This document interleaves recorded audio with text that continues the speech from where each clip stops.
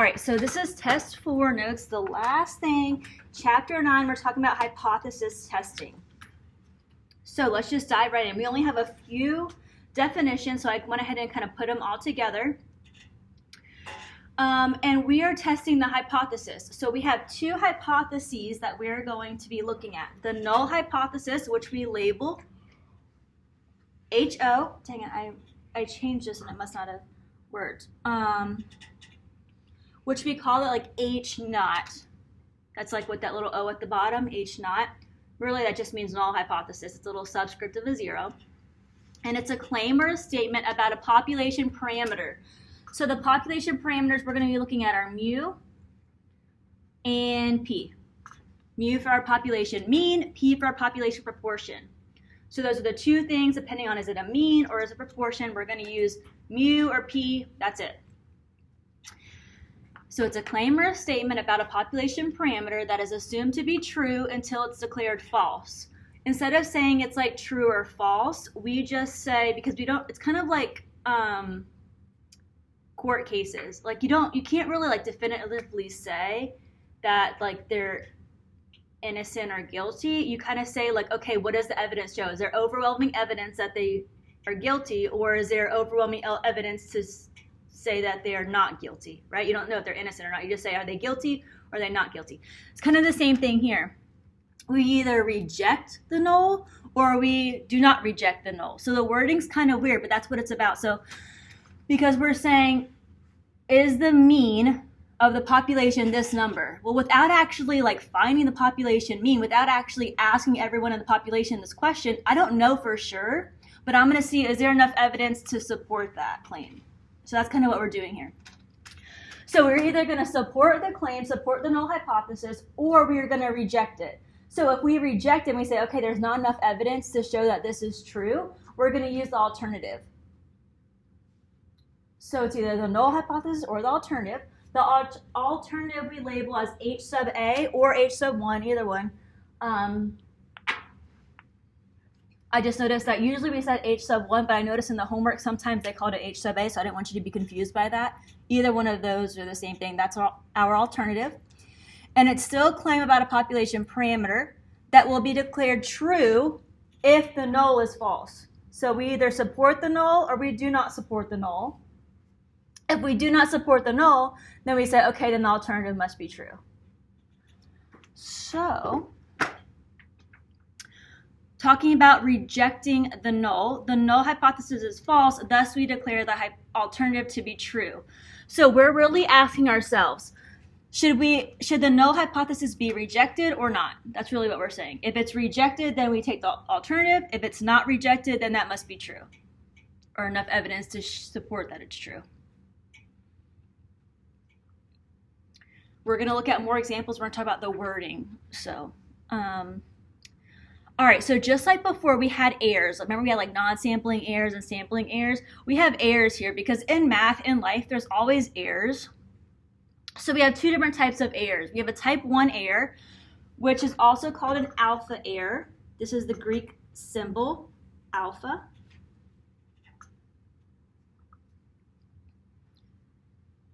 The Greek symbol alpha. It kind of looks like italicized A, or really kind of looks like when you draw it out, like one of those, like, you know, like the cancer ribbons. That's kind of like what it looks like when you draw it out. So it's an error that occurs when a true null is rejected. When a true null is rejected. We're going to talk about this more in a second, but this is what would be called a false positive.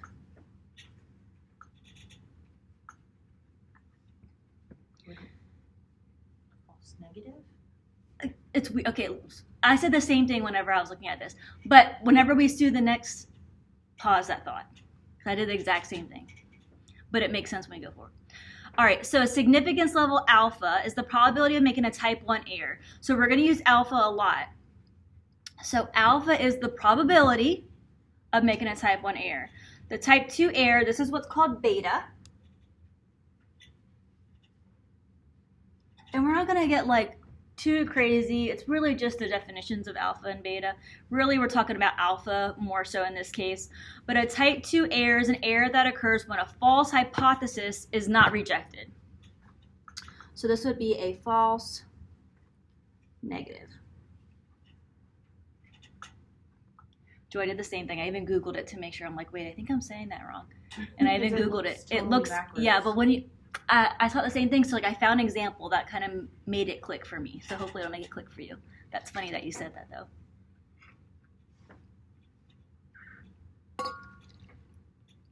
All right, so these are the definitions. That's it. Only definitions. So we have these tests. We have 3 different possibilities for a test. Just like we talked about 3 different cases so far. We have a two-tailed test where the rejection region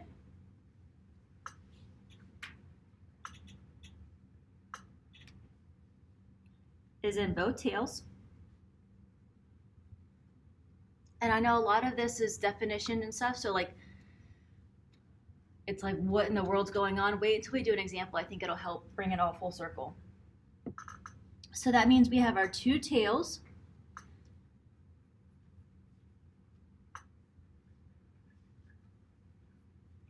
So notice we're still using our normal curve.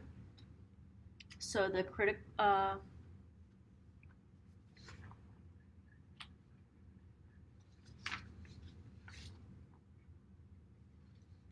so the central limit theorem will still be in effect. We'll talk about that in a second. Okay, so we said alpha is the probability. What's another word for probability? The shaded area, right? See how it's kind of like all coming back to the shaded area.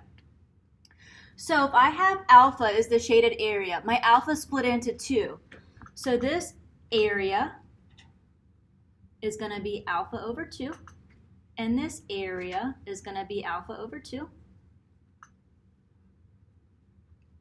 Those shaded areas are what's called my rejection region.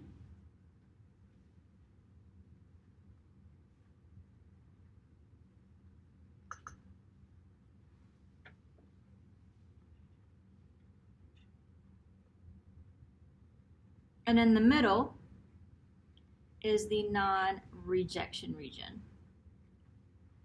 And I label it every single time because it's just, there's so much stuff going on in this chapter that it's super easy to get confused. So I'm going to be like super deliberate about being super consistent. So I'm going to do the same thing every single time, the same order, and label everything the same way. So I think that will really help. So make sure you kind of like keep that in mind and make sure your stuff's neat. So do you see how we have these like endpoints, right? Those are what's called our critical values.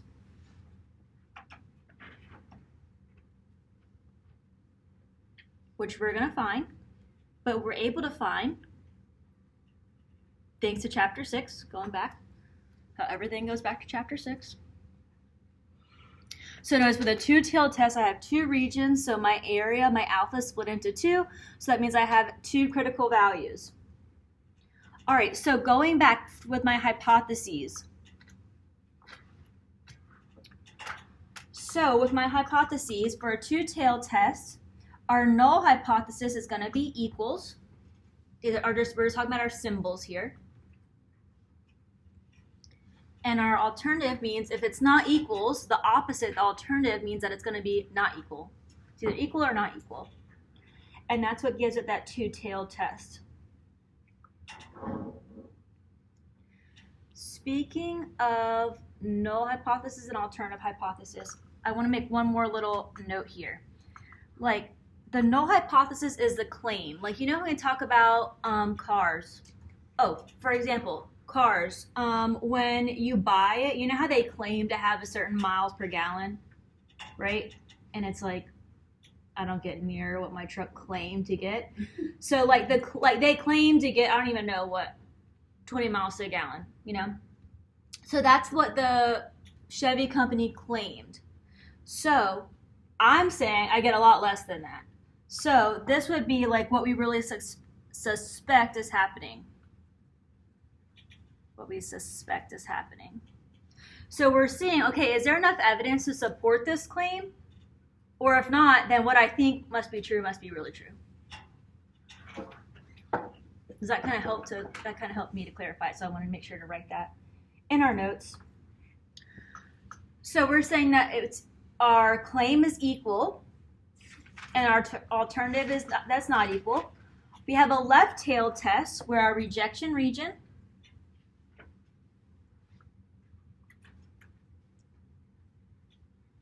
is in the left tail.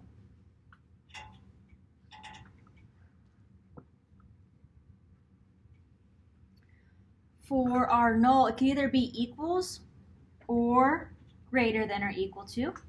And our alternative is going to be less than. So if you notice, our tail, and I'm going to write a note about that at the bottom, is based off of our alternative. The tail is based off of our alternative. So the alternative is saying less than, so that's telling me left tail test. This is another critical value.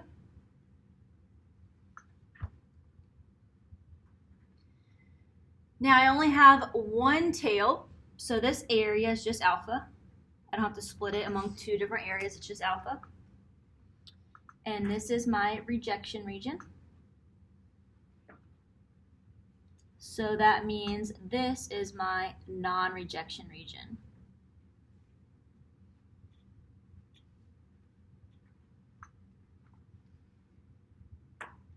One more possibility. Our right tail test is where our rejection region is in the right tail.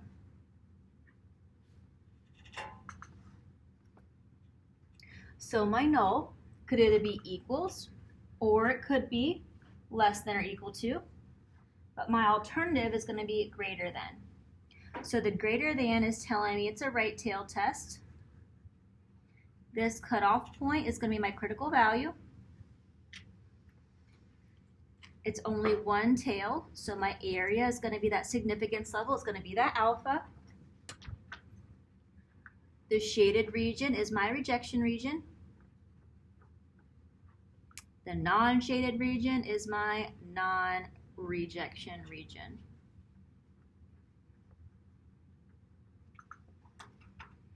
So, I said I was going to make a note. Let's do that.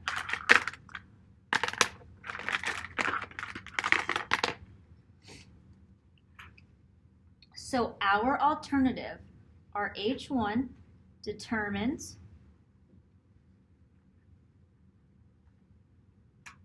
the type of test. So it determines, based off this symbol, not equals means it's going to be in the two regions. Less than means it's going to be the left region, left tail. Greater than means it's going to be the right region, the right tail. Also notice, so I have those are my only options for my alternative. For my null, it could be either one, equal or the inequality. As long as my null hypothesis is always going to be an equivalent. It's always going to be equal, greater than or equal, less than or equal. So we're going to do a problem next that's straight from the homework. But besides this homework problem, honestly, it doesn't really matter what my null symbol is. I'm really looking at my alternative symbol because that's what tells me left tail, right tail, or two-tailed.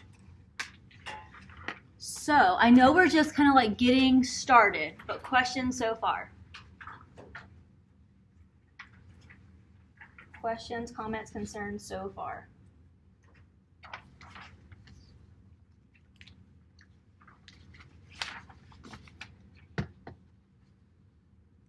So based off of this stuff, let's do an example that's straight from your homework. If I can turn the page.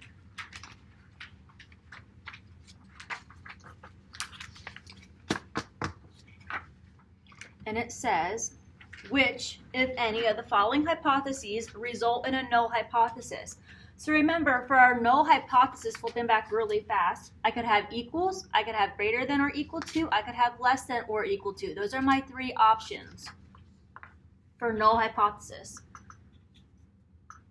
Equals, greater than or equal, less than or equal to. So I love this problem because that's all we're looking for. I'm just looking at the symbols. I don't care about the numbers. I don't care. It's all talking about mu. So mu is less than or equal to 76. That works. Mu is greater than or equal to 33. That works. Not equal is not one of my options. So C is not an option. D is an option because mu is less than or equal to 24. E is not an option because I can't just have greater than. It has to be one of these three symbols. That's it. Likewise, which, if any, of the following hypotheses result in an alternative hypothesis? So going to the previous page, our different options for alternative hypothesis are not equals to, strictly less than, or strictly greater than. So those are options. That's what we're looking for. Not equals, greater than, or less than.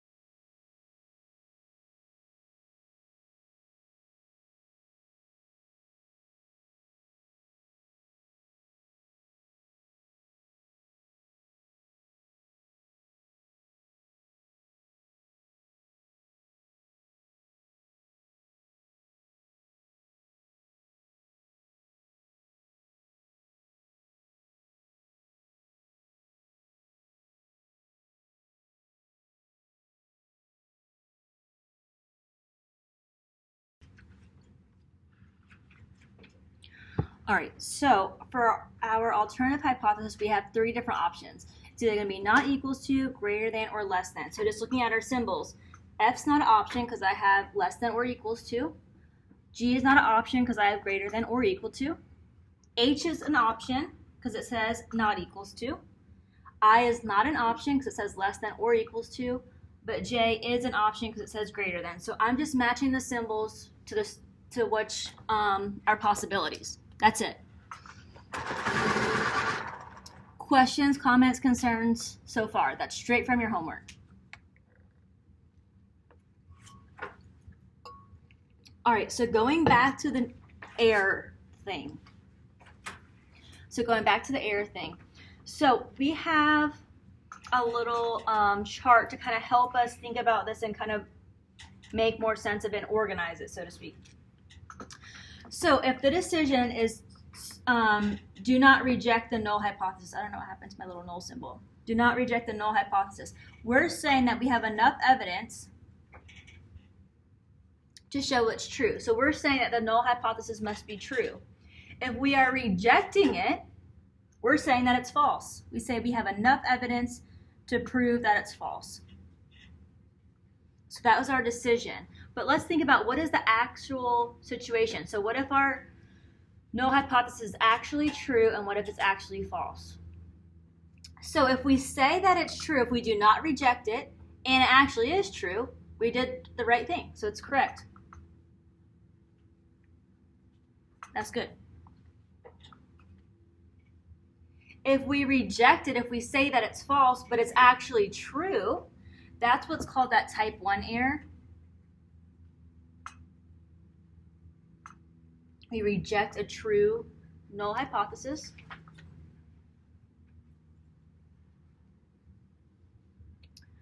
If we do not reject it, if we say that it's true, but it's actually false, that's what's going to be that type 2 error.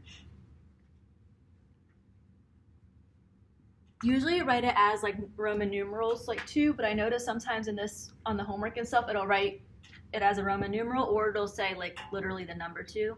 Same thing, they're both type 2 errors. And the last thing is if we reject, if we say that the null is false, and it is false, that's correct.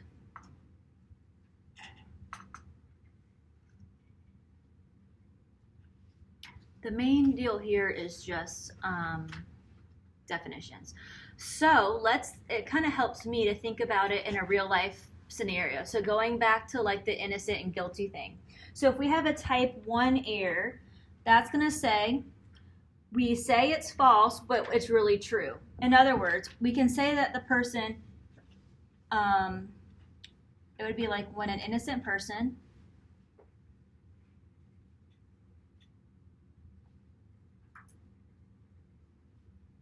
is found to be guilty.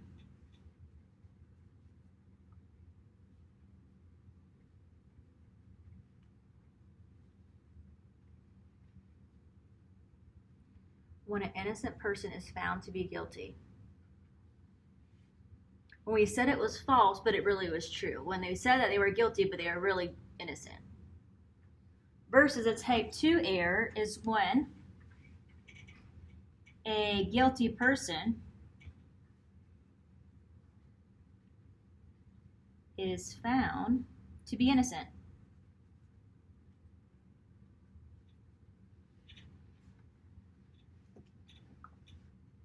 So when we do not reject that null, but it really is false, when a guilty person is said to be innocent. So based off these examples, let's do some examples that are straight from your homework. And this is really the only time we talk about these errors, is questions like this, besides definition questions. Before we go to the example, questions for me so far. So according to a 2018 report, the mean amount of data used by all smartphone users with unlimited data plans are 4.87 gigabytes per month.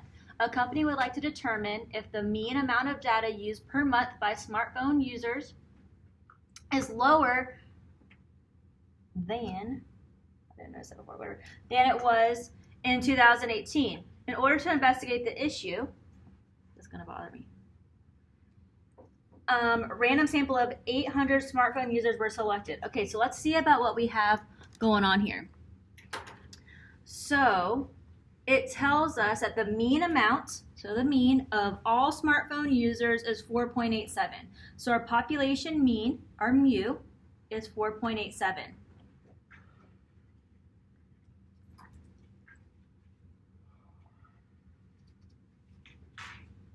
And they also tell us that a random sample of 800, so n is 800. Determine the null, the alternative hypotheses. So our null hypothesis, what is the company claiming? They're claiming that the average mean is 4.87. They're claiming the average mean is equals 4.87. But what are we suspecting? What are we suspecting? I don't know. If the data is lower or higher. Yeah, then it's actually lower, right? It says somewhere here. It's actually lower than. So our alternative is we're saying the mean is actually lower. So it's actually less than 4.87. Awesome. Yeah, so we're suspecting that it's actually less than that. It's actually less than 4.87. All right, so talking about the errors. The only time we'll talk about the errors besides definition questions. A type 1 error in the context of the problem would be what? So speaking of which, I wanted to write out a shorter definition. I think this is where it helps me to see the false positive, false negative thing. A type 1 error, we're going to say it's a true null is rejected. A true null is rejected. Versus a type 2 error is that a false null is not rejected. I just wanted to make something that was kind of more condensed to make it easier to remember. And that's kind of what helped me. A true null is rejected. That's the false positive. Where the false negative is a false no is not rejected. Does that kind of help see now? The positive and the negative? I feel you.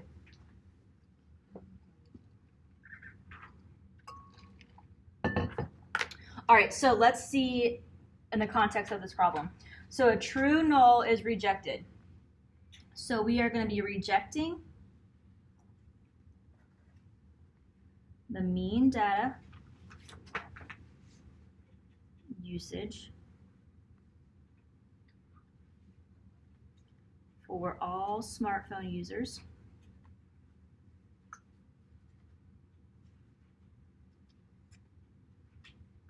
Rejecting the null, so we're going to reject that the mean is 4.87. We're going to reject it when it's really true. So when the mean really is 4.87 gigabytes per month. So we're going to reject the null when it's really true. We're going to reject the mean data usage for all smartphone users when it really is true. Now, this looks super wordy to me. Just, I guess, being a math person, it looks super wordy to me. Remember, it's all going to be multiple choice, the wordy part. So that I wanted to word it exactly like they worded it on a multiple choice. That's why I wanted it to be word for word. All right, so type 2 error. When a false null is not rejected. When a false null is not rejected. So we are going to be failing to reject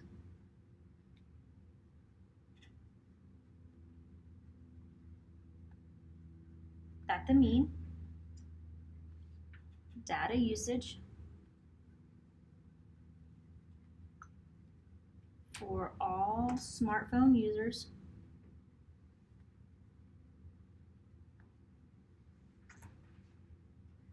is 4.87 gigabytes per month.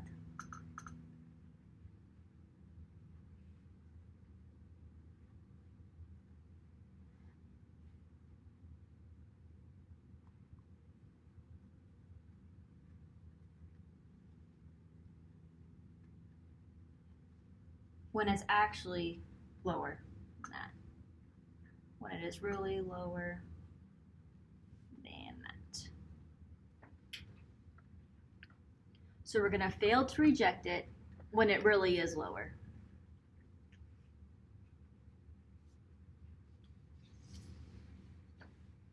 So type 1 is we're going to reject it when it was actually true. Type 2 is we're going to fail to reject it when it really was false.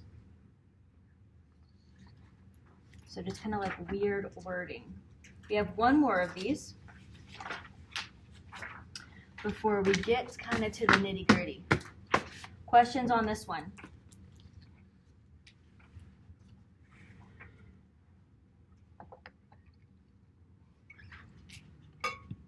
All right, this one's about me, but we also have proportions to talk about.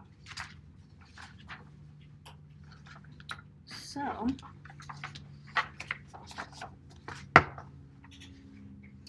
according to a report published last year by the Pew Research, 23%. So right there I see a percentage. So I'm automatically thinking proportion. P's, Q's, all that good stuff. So 23% of all Americans lived in a middle-class household. This year, an economist collected data from a random sample of 1,310 American adults in order to determine if the percentage of American adults who lived in the middle-class households is different than. So another word is different than, not equal.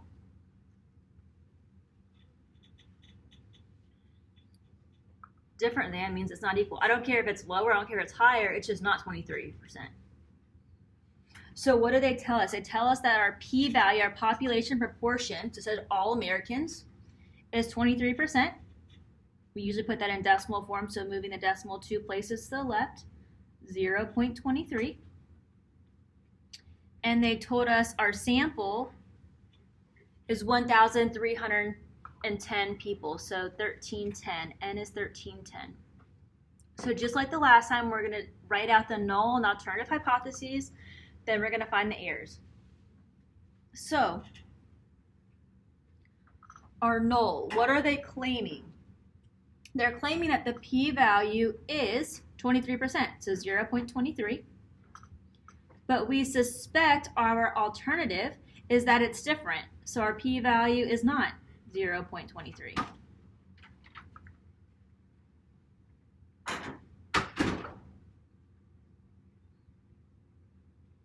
So it'll tell you in the problem exactly everything you need. So a type 1 error in the context of this problem. So remember, for a type 1 error, a true null is rejected. And a type 2 error, you see here I try to put it like type 2 so you can kind of see that it goes both ways. Type 2 error is that a false null is not rejected.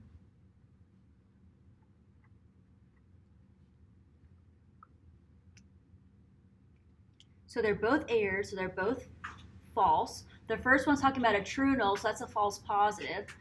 The second one's talking about a false null, so that's a false negative. That's kind of how I keep it like differentiated definition-wise in my head. All right, so when a true null is rejected, so we're going to say that this is actually the population parameter, but we're going to say that it's not right. So we are going to reject, so rejecting that the percent of all American adults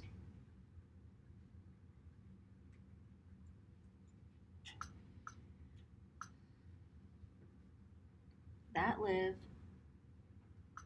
in a middle-class household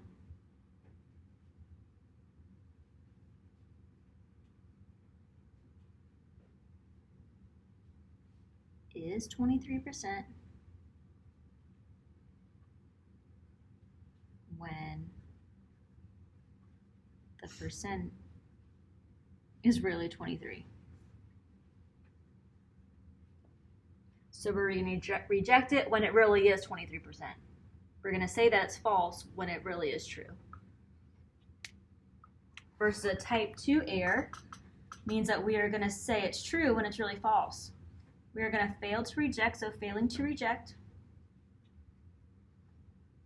that the percentage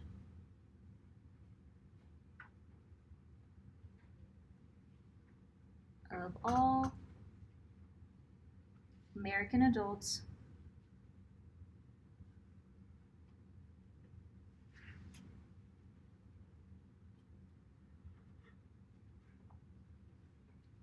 that live in a middle class household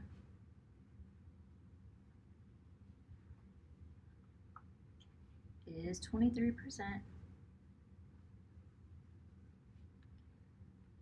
when the percent is really different from that. Ugh. Just wordy. Super wordy. It's easy to recognize. Right.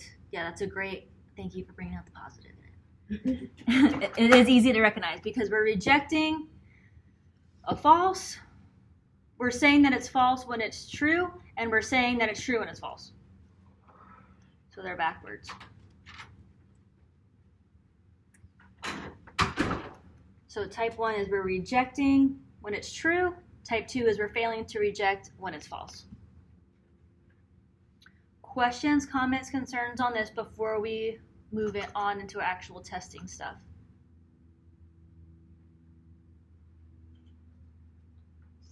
So it's backwards. Yeah, exactly. They're backwards. That's exactly right. Those are the two types of error we could have, and yeah, they're backwards, like two opposite types of errors. So What? for type 1 is when it's true, it's rejected. Uh-huh. For type 2, it's when it's false, we're saying it's true. Yes, exactly. So type 1, it's actually true, but we're saying it's false. Type 2 is it's false, but we're saying it's true. Type 2 is not true. Type 2 Ooh. is not true. Hey! I'm writing that. I don't believe it. Type 2 You don't is like not to true. write that. Okay, fine. I'm not gonna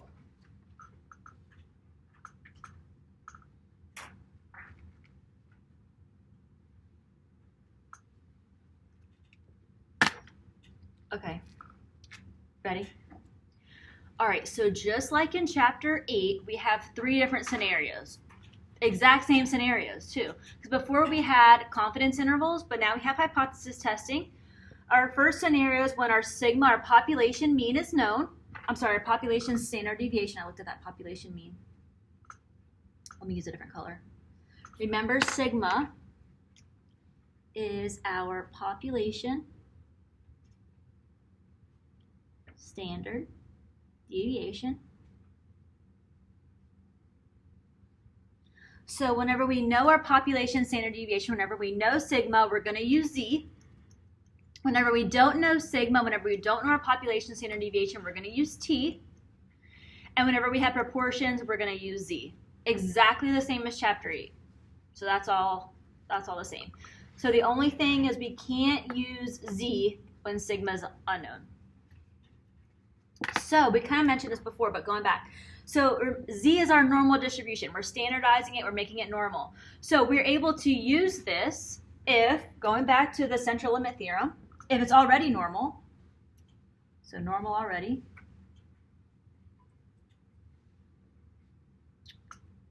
Or if n is greater than or equal to 30. Or our proportions, if we set n times p. Oops, I forgot. N times p is greater than 5. And n times q is greater than 5. So you know how just like in chapter, I think it started off in chapter 6, but when they ask you like, are we able to use this? They ask the same questions every single chapter, so they're still in here. And it's basically saying, okay, is it already normal? If it's not already normal, if it's skewed left or right, is n greater than 30, or if it's a proportion, is n times p greater than 5, and is n times q greater than 5.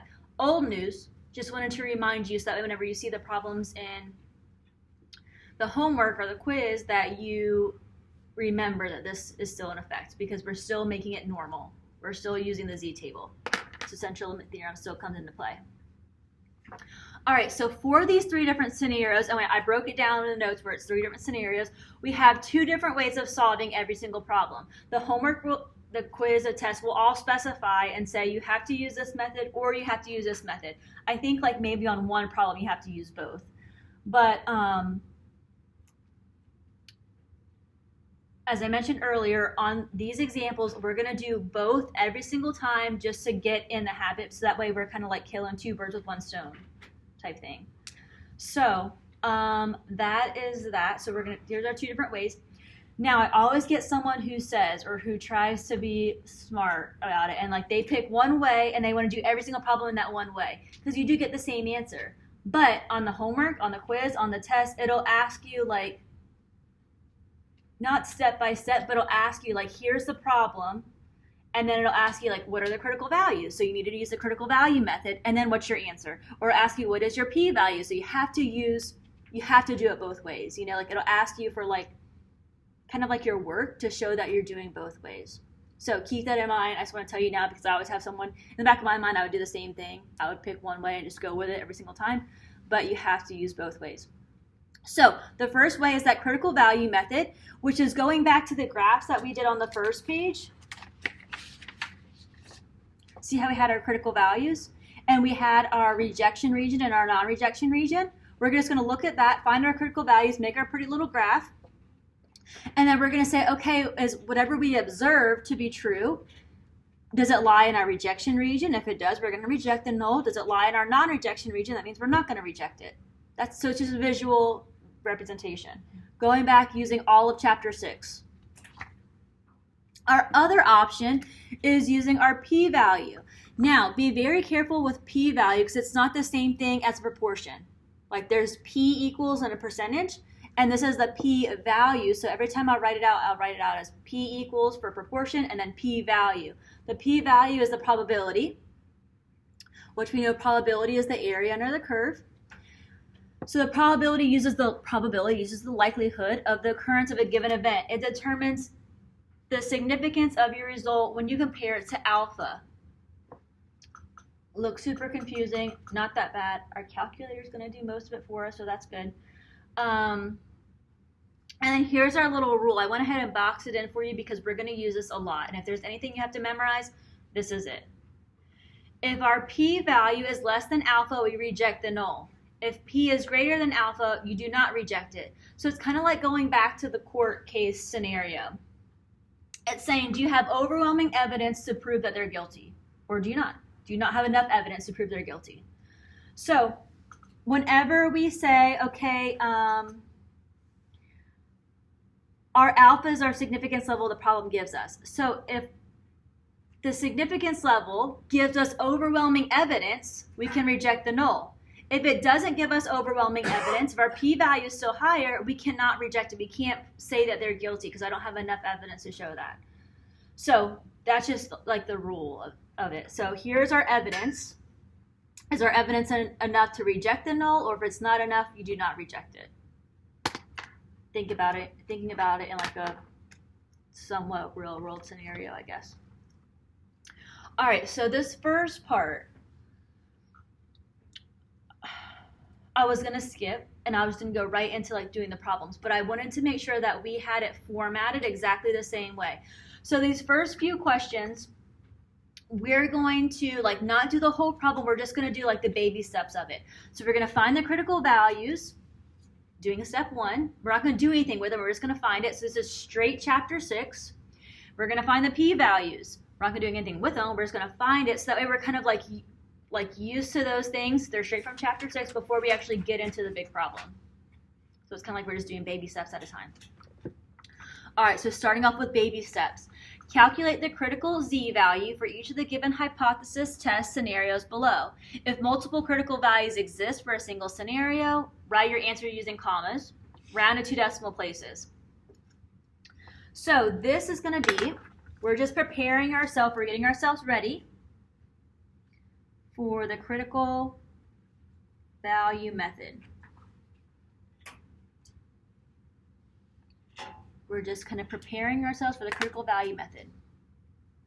Again, straight chapter 6 problem. Find the critical value z for a left-tailed test of the hypothesis for a proportion with a sample of 62 and let alpha be 0.01. Keep in mind, for a proportion, we're going to use z. I mean, it tells you find z, but just keep that in mind. Proportion, so we're going to use z. We have a left-tailed test. I'm going to draw that in my little picture. Left-tailed test. I'm going to try to find this critical value. We label it as z, and it's like a subscript. So z critical. And just like we did before on that first page, for our left tail test, the area in that left tail is alpha. So they tell us alpha is 0.01, so I know that area is 0.01. So this area is alpha 0.01. I have the area, I'm looking for that z value. We did that in chapter 6. Inverse, norm. What's the area to the left? 0.01, comma 0, comma 1. We said it's the area to the left. Now you can also use your z table if you want, but I know most of you rather use a calculator. So second vars, going down to inverse norm. My area is 0.01. We're talking about z, so my mean is 0. My standard deviation is 1. We have a left tail. Everyone should look like this. Boom, there's our answer, negative 2.33.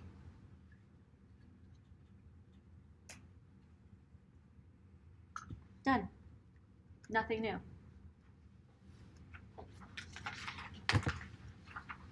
I try to do, the reason why this is so long, I try to do one of every example. So in everything we do, I try to do a left tail, a right tail, and two tail. So that way you can see every different scenario. Ready for the next page? All right, so that was left tail. Next is find the critical value z for a right tail test of hypothesis for a mean. So we have mean hypothesis testing, assuming the population standard deviation is known. So whenever sigma is known, use z, which I told you, find z, but I'm just like pounding that in your head because that's like the big thing of differentiating. All right, so we have a right tail test. There's my right tail. This cutoff point is my critical value. So z critical. I know this area is alpha, which is 5%. So this sigma, so the significance level is alpha. They tell us our alpha is 0.5%. Remember, turning a percent into a decimal, move the decimal 2 places to the left. So 1, 2. So we get 0.005. So this is our area, by the way. So our area is alpha. Alpha is our significance level. They tell us our significance level is 0.5%. So our alpha is 0.005. Taking that percent, moving it 2 places to the left to get our decimal form. So in our calculator, we have the area. We're working backwards to find the z value. So inverse norm. 2 different ways to do it depending what your calculator does. So I can put 0.005. We're talking about z, so my mean is 0. Standard deviation is 1. If I have a right tail test, or I know my area to the left is 1 minus 0.005.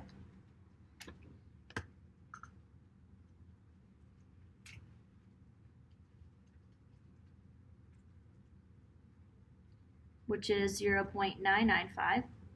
So either way, so or inverse norm 0.995 and this is area to the left, comma 0, comma 1. So depending if your calculator has the option to go right or left or not, either way, same thing. So second vars, inverse norm, mine has the option, so I'm going to put in 0.005, area, and the right tail. Either way, we should get 2.58. Sorry, 2.58. And if you forget, it's just the complete opposite. Right, so Negative, positive. exactly. So yeah, that's a great point, Joy. So if we go back to inverse norm, say that you put it in and you put left tail. It's the same exact number, it's just going to be the left side, so it's going to be a negative version. So if you want to do that instead of doing 1 minus, that's totally fine too, as long as you get positive, because it's a right tail, 2.58, you're good to go.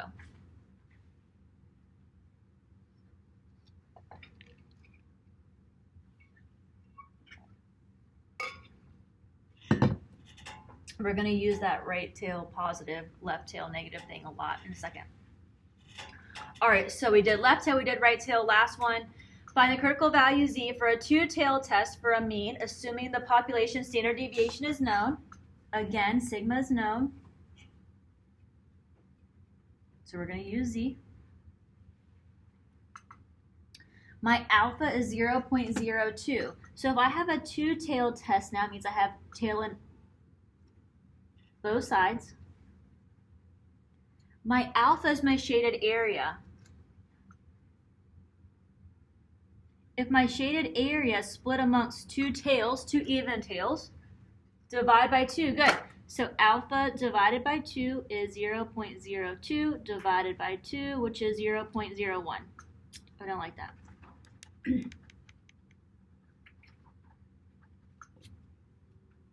to write smaller. Alpha over 2, 0.02 divided by 2, which is 0.01. So this will also be alpha over 2, which is 0.01. So we're going to find two critical values. And because of symmetry, like we just talked about, it's going to be the same number. One's positive, one's negative. So just find one of them. So our inverse norm, let's find the left one. Our area to the left is 0.01, comma 0, comma 1, left tail. Second vars, inverse norm, 0.01, area to the left. We get negative, so this point right here is negative 2.33, so this one's going to be positive 2.33. So going back in the directions, remember it said if you have two answers, just separate them with a comma. This is the only time you're going to have two answers for a two-tailed test. So it'll be negative 2.33, comma positive 2.33. No parentheses. No parentheses.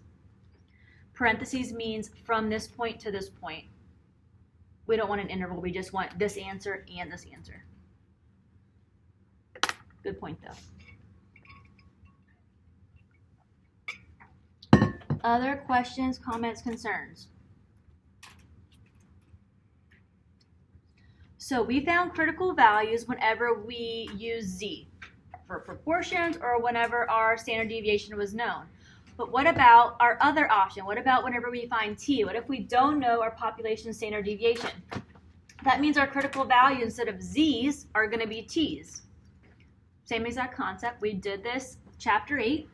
So use the student's t distribution, so use the t table to find the t value for each of the given scenarios around to 4 decimal places. So we're still finding a critical value. So this is still getting us ready for the critical value method.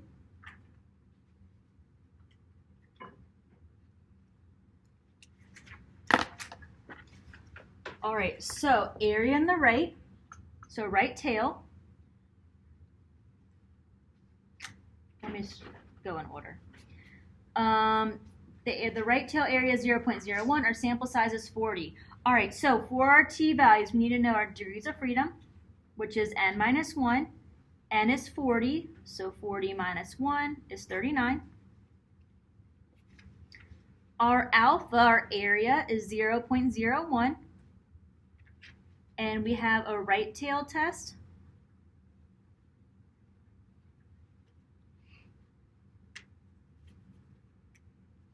So I know it's going to be positive. So I know it's going to be positive.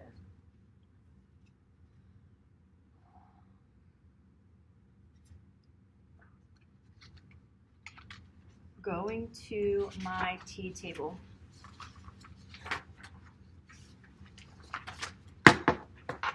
Going to my t-table. I need my degrees of freedom to be 39. So I need to flip over to the other page. So it's going to be that first row. My degree of freedom is 39, that first row. And my area, my alpha level for a one-tail test, so I'm looking at this down here, this row, is going to be 0.01. Boom, right here. So this is my answer, 2.4258. 39 degrees of freedom, one tail, my alpha level was 0.01. Done.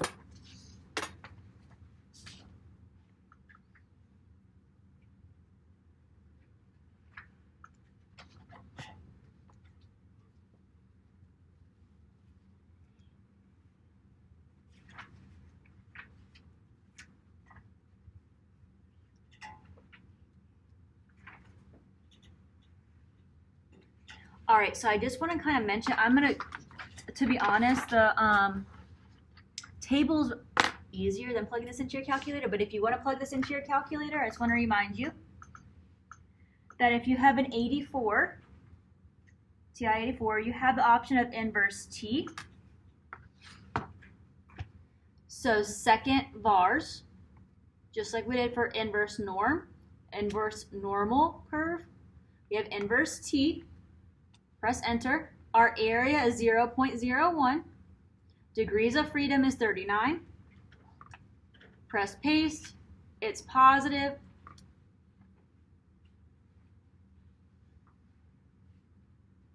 So make sure that you change this to a positive answer. Remember this, just like the table always gives you area in the right tail, your calculator always gives you area in the left tail. So 0.01, comma 39, and you get negative 2.4258, and then we know it's going to be right tail, so make it positive. I'm going to stick to the chart, but that way if you like your calculator better, that's how you do it. Questions on this one? Calculator or table?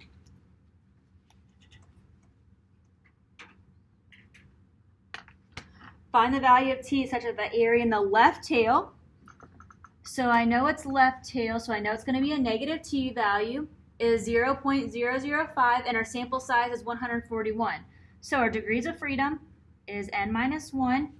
N is 141, so 141 minus 1 is 140. Which I know it doesn't go up to 140. It only goes up to 75, so I know I'm going to use infinity.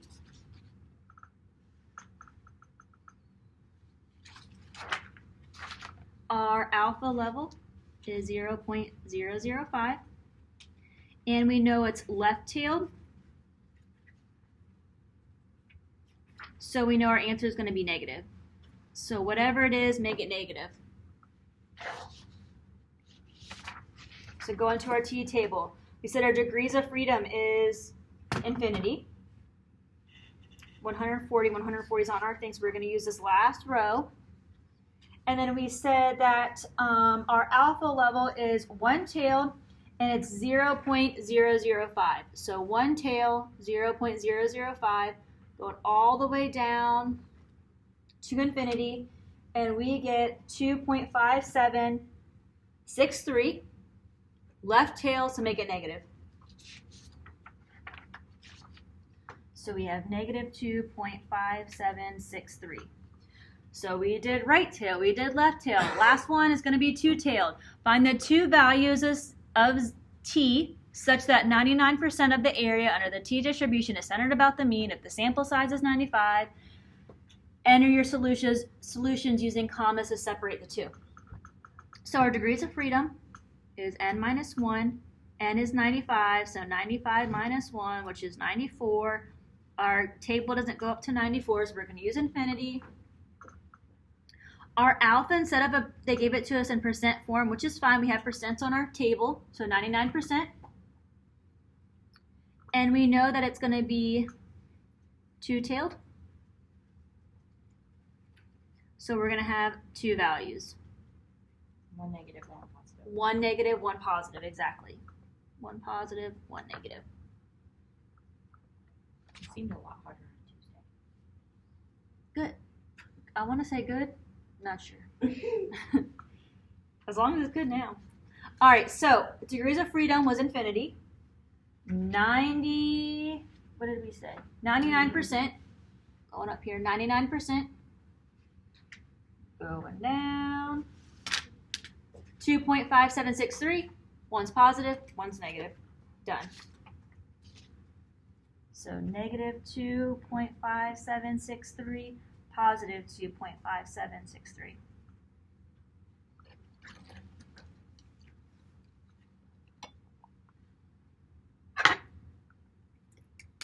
T values I felt like were a little bit different. So we have the same, it's kind of like the same thing, but it was just worded a little bit different.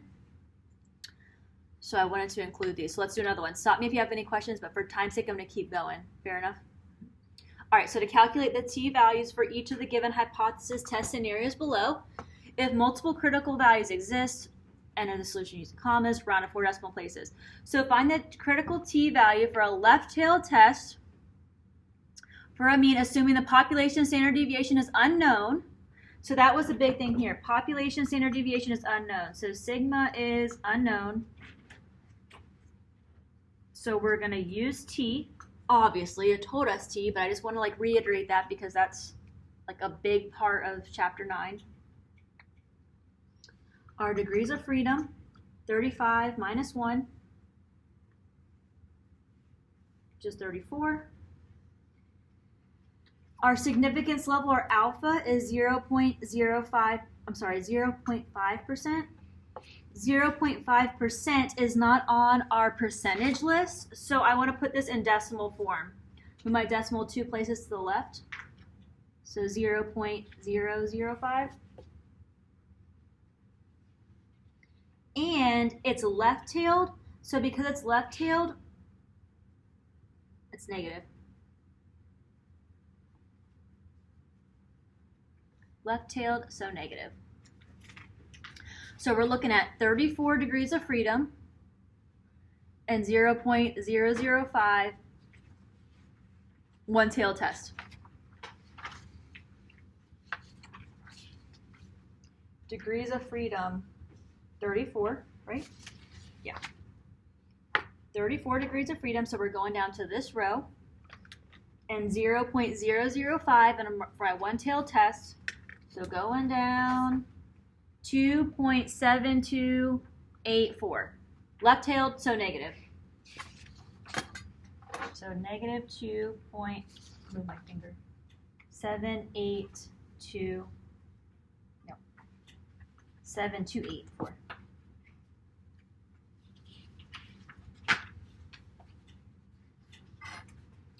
And I'm glad you brought that up, Joy. That I think that hopefully these examples too will help make chapter 8 easier. All right, so that was left tail. Let's do another one. Now we're looking for a right tail test, assuming the population standard deviation is unknown. So sigma is unknown, use T.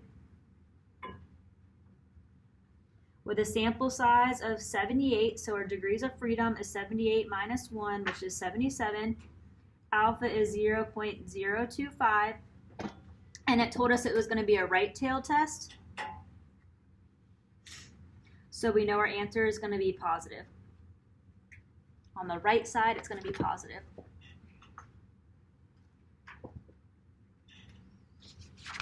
My table only goes to 75, so we're going to look at infinity.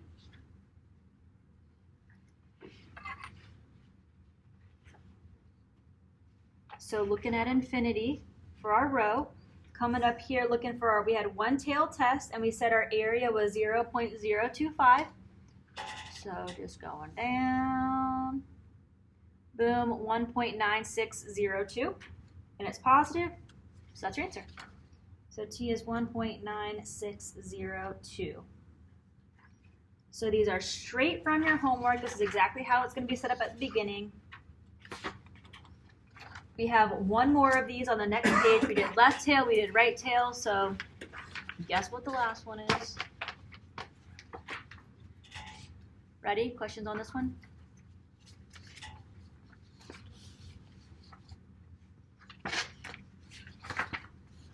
All right, so last one, find the critical value T for the two-tailed test. For a mean, assuming the population standard deviation is unknown, so that just reiterates, use T.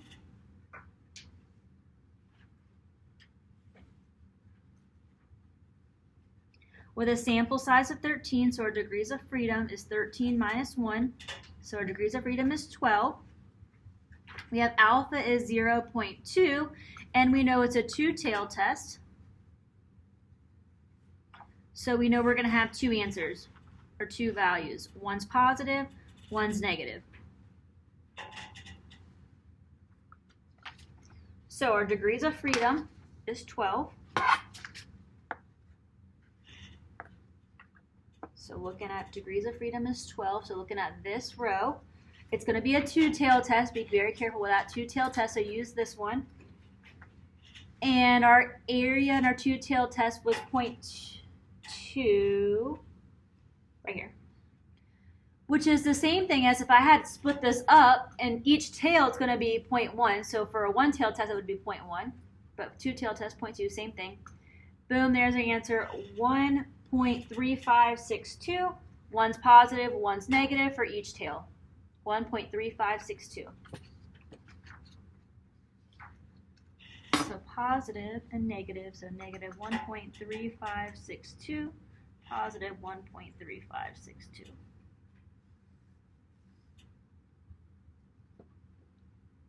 So that's all critical values. Nothing new, but like that's that whole method pretty much. We didn't do anything with them, but we just found them. So next thing is we're going to find p-values. So this is going to be for our p-value method. We're getting ready for our p-value method. So calculate the p-value. Remember, p-value is talking about probability. Remember, probability is our shaded area. So again, nothing new. We're finding shaded area. We've been finding shaded area for a couple chapters now. For the given hypothesis test scenario, round to 4 decimal places, find the p-value for a left-tailed test by hypothesis for a proportion.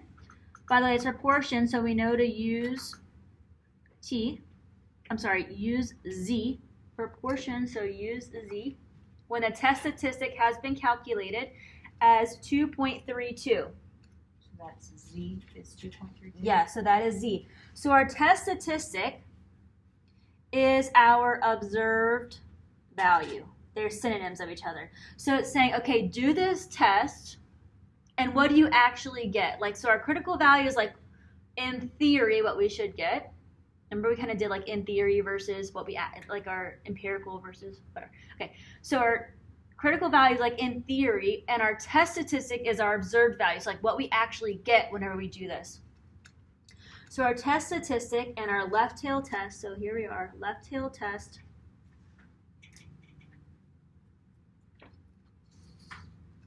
So this is our Z, before it was Z critical, this is going to be Z observed, is negative 2.32. So we need to find the area. Did it already. This is, remember, normal CDF? Normal CDF.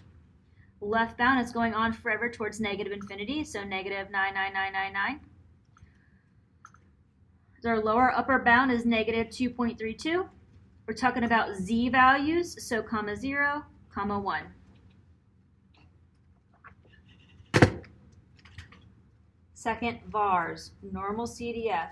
negative 99999, negative 2.32, comma 0, comma 1. And we get that area, that p-value, is 0.0102. That's it. So before we had sigma, before we had alpha, we had our area, and we found z.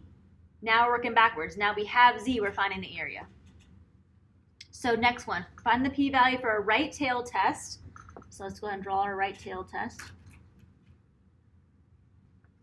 For our mean, when the test statistic is calculated to be, so our z observed is going to be 1.72. Assume the population standard deviation is known. So that's telling us sigma is known. So we know to use z. P-value is our normal CDF because we're finding the area. Our lower bound is 1.72. Our upper bound is going on forever to infinity. So 99999, comma 0, comma 1. We're talking about z's. Second bars, normal CDF. Our lower bound is 1.72. Our upper bound's infinity, so 99999, 0 and 1. There's our p-value, 0.0427. So we did a left bound, we did a right bound. We're going to do a two-tailed now.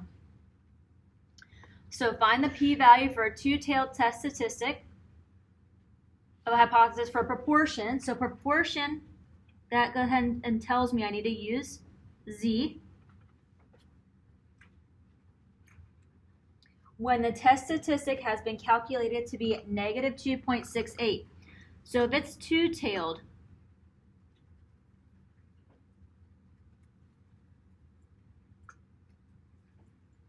I have two values. They're the same thing. One's positive, one's negative. So this is going to be negative 2.68, and this is going to be positive 2.68. We can find either one. They're exactly the same thing. So let's find this left one. Doesn't matter, you find the right one. Let's find one of them. And if they're exactly the same thing, this time we're going to multiply by 2, because I have two of them.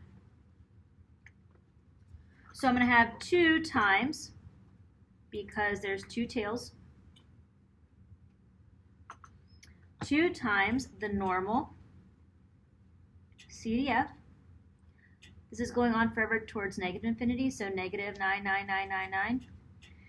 My upper boundary is negative 2.68, comma 0, comma 1. And I can put that 2 times already in my calculator, so 2 times second bars, normal CDF. My lower limit's negative 99999. Uppers, negative 2.68. 0, 1. And we get 0.0074.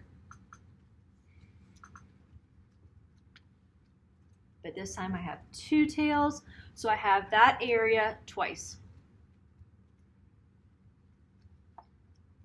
So that's p-values, left bound, left tail, right tail, two tail. All 3 different options. This is when we had z-values. What if we don't have z-values? What if we have t's, our next thing? Again, because of the time, I want to keep going, but if you have any questions, please stop me. Just interrupt me. All right. Calculate the p-value for each of the given hypothesis test scenarios. For each test, assume the population standard deviation is unknown. So for all of these, sigma is unknown, so that means we have to use t. Select, so again, this is multiple choice on our homework, select the correct range of p-values. Tell you what that means, we haven't done this yet. So find the p-value for a left-tailed test of the hypothesis for a mean when the test statistic has been calculated to be negative 0.7130 and our sample size is 121. All right, so I'm going to show you 2 different ways. I'm going to show you in the calculator, I'm going to show you on the table, but again, the table's easier, in my opinion, but I'm going to show you both ways. So this is our t observed, negative 0.7103. It's left-tailed, so it's negative. And I know my degrees of freedom is 121 minus 1, which is 120. Too big for my table, so we're going to look at infinity. And we are looking for the p-value. So we are looking for p-value, which is our area. So we are going to look for negative 0, or we're going to look for positive because there's no negatives on our thing. 0.7103 in the middle of the table.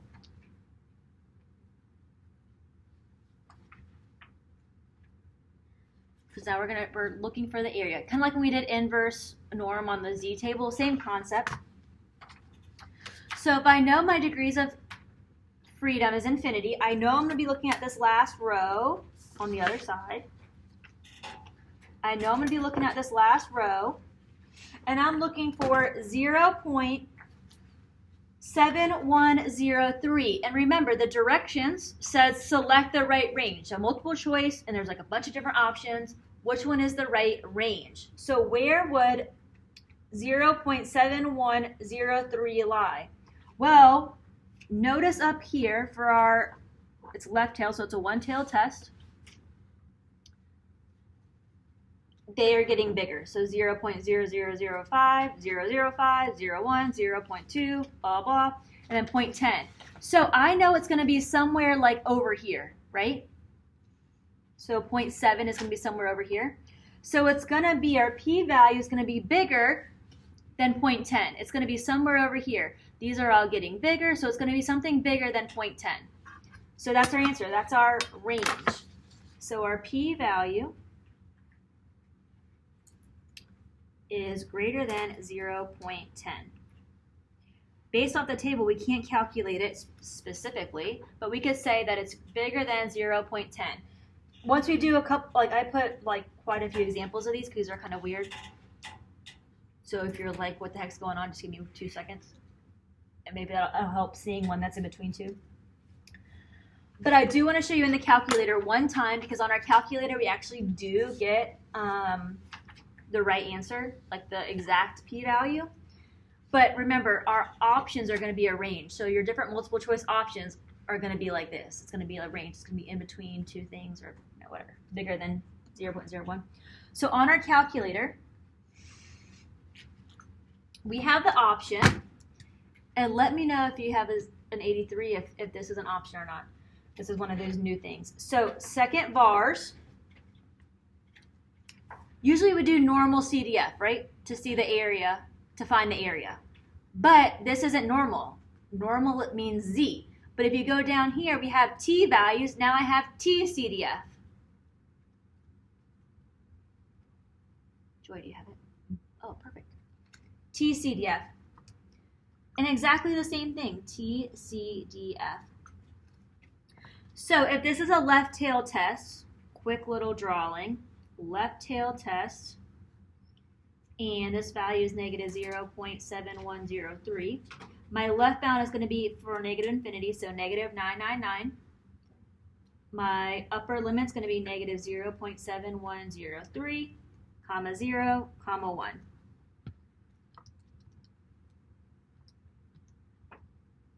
Seven, 1, 0, 3, 0, 1. Oh, we don't need 0, 1. We need our degrees of freedom, which is 120. Oh, wrong. 0.7103. Degrees of freedom is going to be 120. Pressing paste, we should all look like this. Pressing enter, boom, there's our actual answer. So our actual answer is that our T value is 0.7606, which is greater than 0.1. So that's how we could use it to pick which option it is. But, You forgot the negative. thank you. I'm going, that does not match. Yeah. I know, because I was like, that didn't match what I had either, but I was like, keep going with it.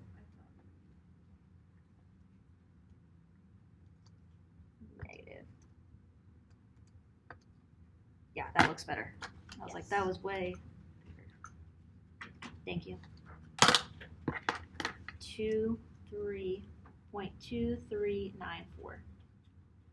So when we get this answer, what are we supposed to do with it? All right, so your options are going to be, and we'll see on the next example, like, is it smaller than this one? Is it in between these two? Is it in between these two? Is it in between these two? Is it in between these two? Or is it greater than this one?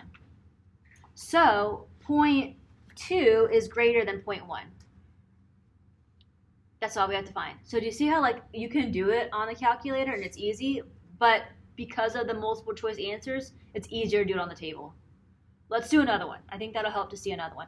So we've seen it was greater than 0.10. 0.2 is greater than 0.10. All right, so same thing for the next one. This time I have a right tail test. My T observed is 2.0912. My degrees of freedom is 123 minus 1, which is 122, which is infinity. So I'm looking at the last infinity row, and I'm looking for 2.0912. Infinity row 2.9.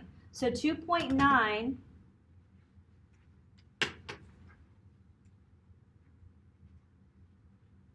It's 2.09. Thank you. That's what I was like. 2.09. Thank you. That's where I was messing up. So 2.09, 2.0 is going to be between these two, between 2.3 and 1.9. 2.0 is going to be in between these two. So if we know it's a one-tailed test going up, we know that our alpha, we know our area is going to be between these two things. That's going to be the option that we're looking for on our multiple choice. So you see how, like, on the table it's easier?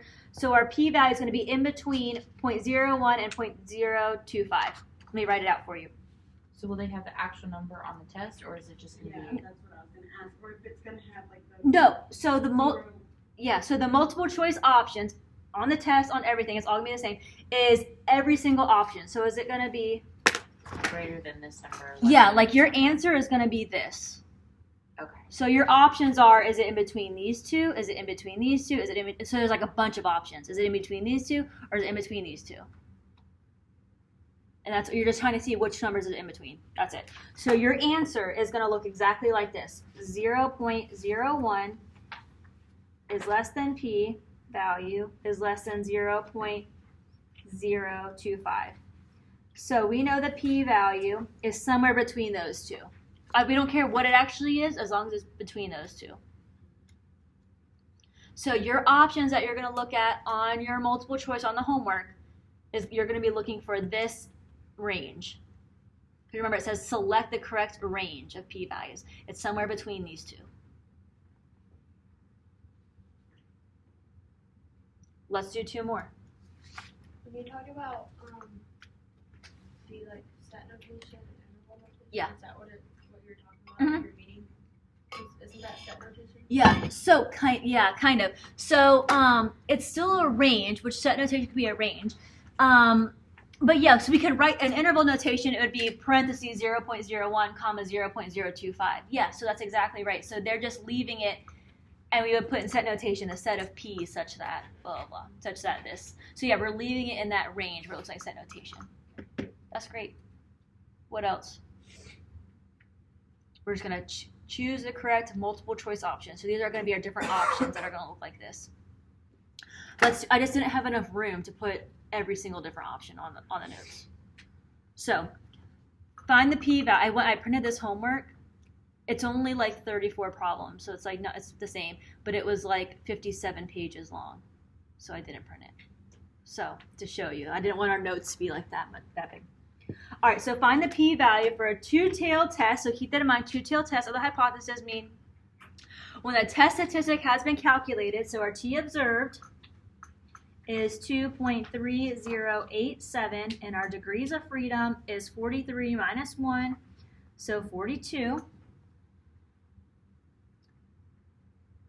And keep in mind it's two-tailed. So if you were doing it in your calculator, you need to multiply by 2, but it's easier for these problems, how it's set up, just to do it on the chart. I see it now. Good. So we're looking at the row 42. We're looking at this row. And we're looking for the number 2.3087. So 2.3087 is going to be in between 2.4 and 2.0. It's going to be in between those two. So what is our alpha? It's a two-tailed test. So for a two-tailed test, it's going to be in between 0.02 and 0.05. Done. We're working backwards. Before we would know our alpha, we would know degrees of freedom, find the number in the middle. Now we know the number in the middle, finding the number up here. So our p-value is in between 0.02 and 0.0. So in the middle, so our t observed is negative 2.444. On our table, they're all positive, but it's going to be this as symmetry, so it's going to be the same area. So we're going to look for positive 2.444 in the middle of our t table. When our degrees of freedom is 143 minus 1, which is 142, which is too big for our table, so we're going to look at infinity. So on our infinity row, down at the bottom, we are looking for where would 2.444 lie. 2.4 is going to be in between 2.5 and 2.3. So it's going to be somewhere between these two numbers. So going all the way to the top, and we're looking at a two-tailed test. Two-tailed test, it says it right there. So we know our alpha, we know our p-value, our area is going to be between 0.01 and 0.02.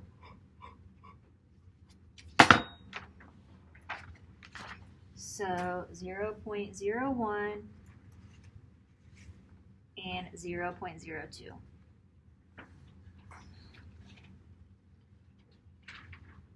So we know the degrees of freedom. We know this part. We're looking for the number in the middle.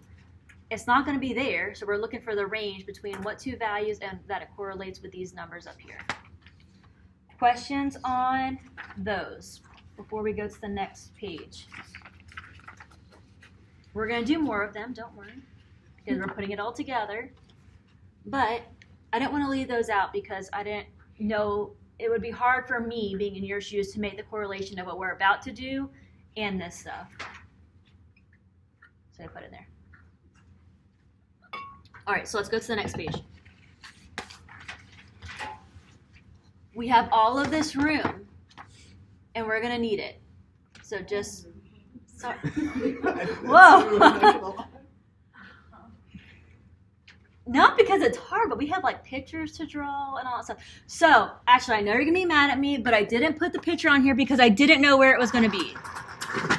I was really thinking about you today when I was making these notes, and I'm like, Ashley's going to be mad at me, but we'll make it work. All right, so this is our, remember, we have three scenarios. Whenever our sigma is known, use z. When it's not known, use t. And proportions, use z. So whenever our sigma is known, remember sigma is our population standard deviation.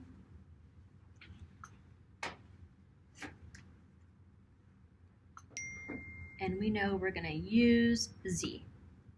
It's good. Yeah, sorry.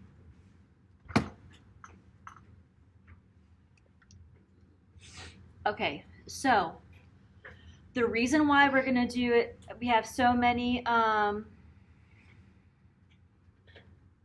much room, is we're going to do the same exact problem two ways. We're going to do a left tail test, a right tail test, and a left tail example, a right tail example, and a two tail example. And we're going to do them all using both methods. So make sure that you read your problem. Sometimes it'll say do both methods. Sometimes it'll say one method, all that good stuff. On this problem on the homework, it'll have multiple parts. Like we're going to go through each part, but it'll say like, write your null hypothesis. So that'll be like one part of the question. Write your alternative. That'll be one part. Find your critical values. That'll be one part. Find your p-values. That'll be one part. So it's like a bunch of different parts of this problem. So we're going to do it. I'm going to say super consistent. So every single problem will be exactly the same thing over and over and over. let's go. So according to a study conducted 5 years ago by the OECD, the average length of a stay in a hospital was 8.5 days in Russia. So that is our mean. That is our population mean. On average, 8.5 days.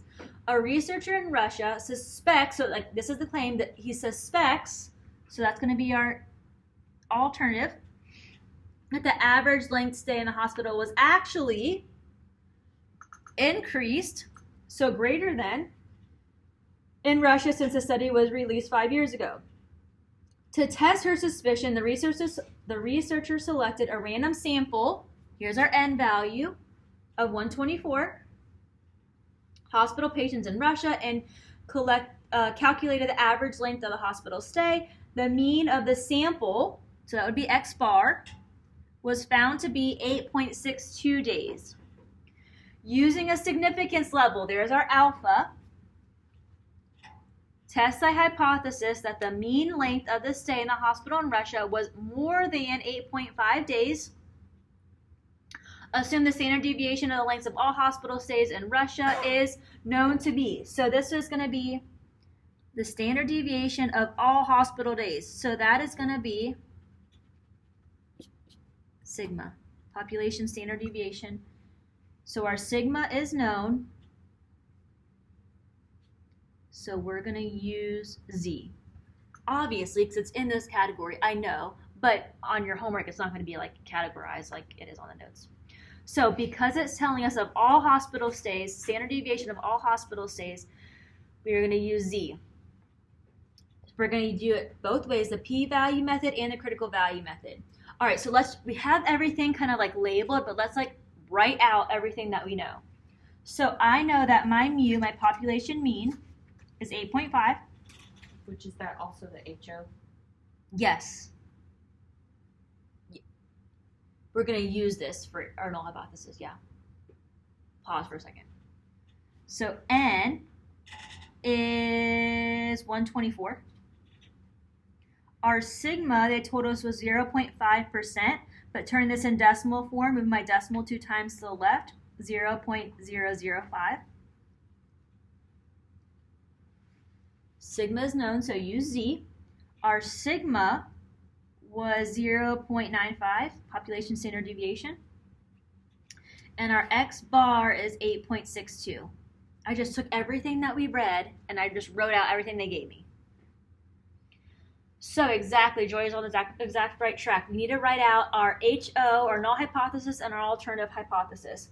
So our null hypothesis, what are they claiming? They're claiming that the mean, the average length of the stay in a hospital is, so equals 8.5 days. They're claiming that the mean, the average stay of a hospital is 8.5 days. But we're suspecting our alternative that our mean is increased. We're saying that the length of the stay is more than, so greater than 8.5 days. Remember, this is what tells us if it's left or right tail. It's saying greater than. It's pointing to the right, so it's a right tail test.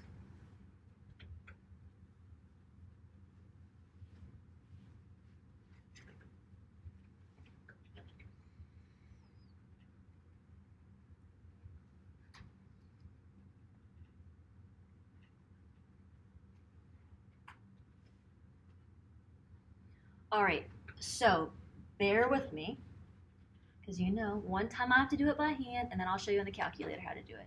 But I kind of want to show you, and I think it kind of helps bring everything full circle. It's just a lot of information. Yeah, it's just a lot. So you see, like, nothing's really like hard, or really nothing's new. It's just like taking everything that we've learned and putting it all together. Like it's kind of like all stuff that we've already known, and then putting it together, making it a new context. All right.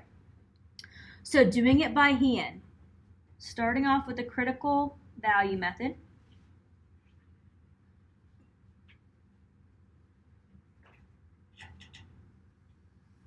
We need to find our critical value.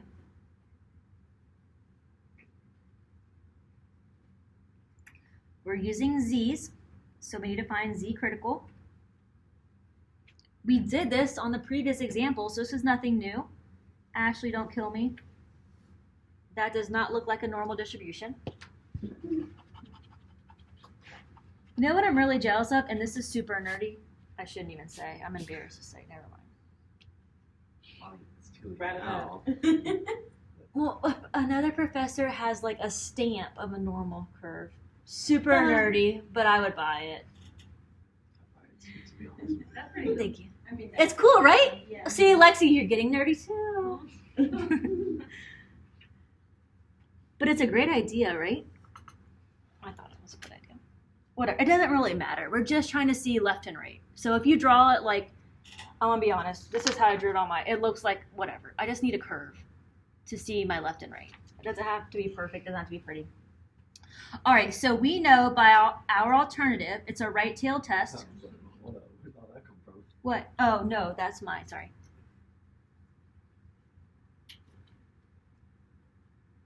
It's a right tail test. We are looking for this Z value, this Z critical. So remember, this area is our alpha, which is 0.005. While we're here, I'm going to label this. This is my rejection region, just like we did previously. And the non-shaded region is my non-rejection region. We have the area. We're looking for the Z value. We're working backwards. So just like we did before, inverse norm. I could say 0.005, comma 0, comma 1, and that's my area to the right. Or you can say inverse or norm. My area to the left would be 1 minus. So 1 minus 0.005, 0.995. And this would be the area to the left. Comma 0, comma 1. Either way, you get the same critical value. Inverse norm, 0.005. Area in the right tail. And we get 2.5758.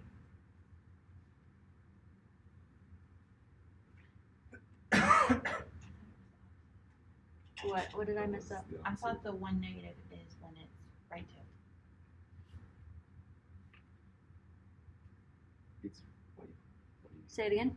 I thought the 1 minus inverse norm is when it's right tail. No. That's only, so you're talking about getting Z's and the other one. Oh, okay. So on my calculator, I don't have to do like 1 minus because I can pick left or right. Or like what you do, Joy, what I think that you do is you just put in 0.005. Okay, you see that it's a right tail, so you get whatever answer, you just make it positive. Yeah, that's fine. That's all we do. Yeah, that's cool too. That's totally fine. I think what I was looking at is I think that it rounds 2 decimal places. Z is usually 2 decimal places. So 2.58. So our Z critical, so this value right here is 2.58. I'm going to write it here because this will be one of your answers that you put into your homework. Z, our critical value, Z critical is 2.58. All right, so that's like in theory what it should be. But based off of our data, let's see what it actually is. So this is what's going to be called our test statistic.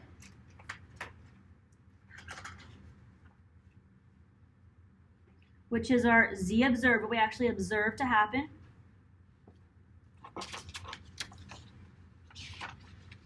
You're going to freak out. Don't freak out. Remember this bad boy? Our Z, whenever we find Z, whenever our sigma is known, we're going to use this X bar minus our mean all over our sampling standard deviation, which we know our sampling standard deviation is sigma over the square root of n. We're going to do it one time, just like we did before, and then we're going to use our calculator, so don't freak out. So is this still considered critical value? No. So this is done with critical value. Now we're doing the test statistic, which is Z observed. So this is what happens like in theory. Now we're trying to see whenever you perform the experiment, like whenever we actually get the data, what actually happened. So we're looking at two z values and we're going to compare the two. So we're not done with the. We're not done. method. Right. We just found the Okay. critical value method. Our answer is going to be, do you reject the norm or do you not reject the norm? Yeah, and that's what I get confused about too. Like, what is your final answer? The problem is on the homework, that's all kind of like your final answer because you have to put in like this part, you have to put in this part. It's like a million different parts, which is good because it's less problems. And that way, like if you mess up, you kind of like get stopped along the way instead of doing this whole thing and realizing you messed up something at the beginning. So think about it in a good way, I guess. It's like first step, second step. This is our second step. Right. It's kind of like their way of like showing your work. So here was our formula, x bar minus mu all over our sampling standard deviation, which is sigma over the square root of n. Did this before. We have everything that we need. Up top we have x bar, which is 8.62, minus our mean, which is 8.5, all over, notice I'm putting the top in parentheses and the bottom in parentheses, our sigma, which is 0.95, divided by our square root of n, which is 124. Whoa, sorry. In parentheses, 8.62 minus 8.5 divided by, in parentheses, 0.95 divided by, in parentheses, 124.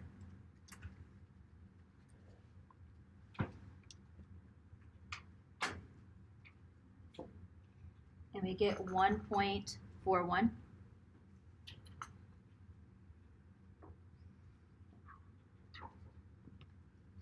So our test. Oh, I think my problem is because I boxed it in. Right, Joy? Is that what made you confused? Right, I thought we were done. Yeah, I know.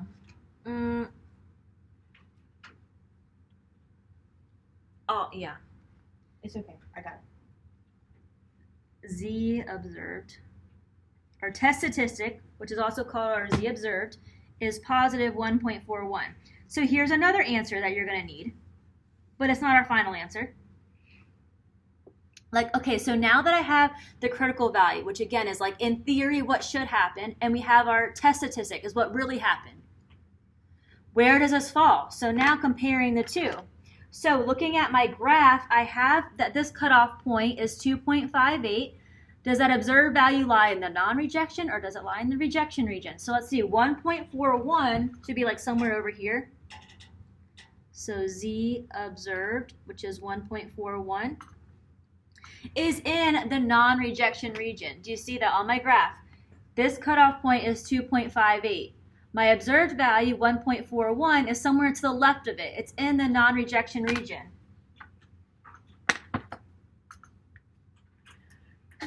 Let's see.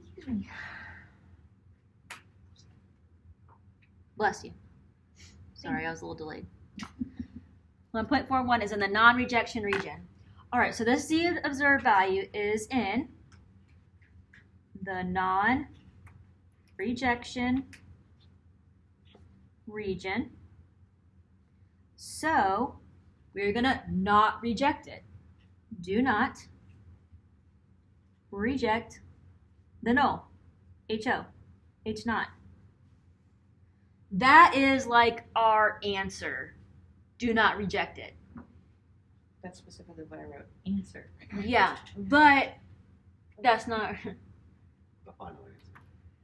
It is the final answer, but the final answer on the homework is gonna do like, what is this?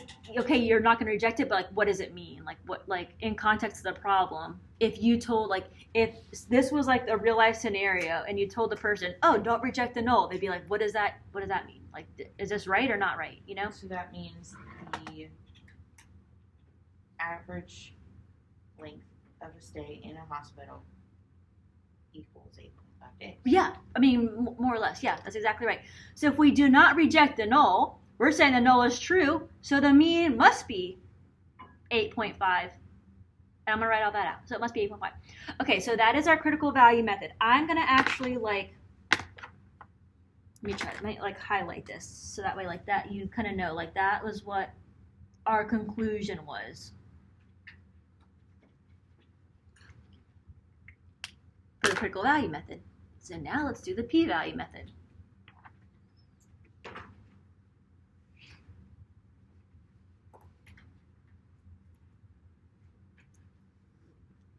I know you're probably like, oh, I don't want to do the same thing and get the same answer. I don't either, just being honest with you. I don't want to do it. But like, I think it'll help doing the same thing, like both ways to see we're learning it. Like, this is totally new. So keep that in mind. Be positive about it. All right, so this time I need to find my p-value, which our p-value, we said, was the probability, going back to our definition, of our z-value occurring. Of our z-value, remember p is the shaded area, the probability, which is the shaded area. Let me write probability.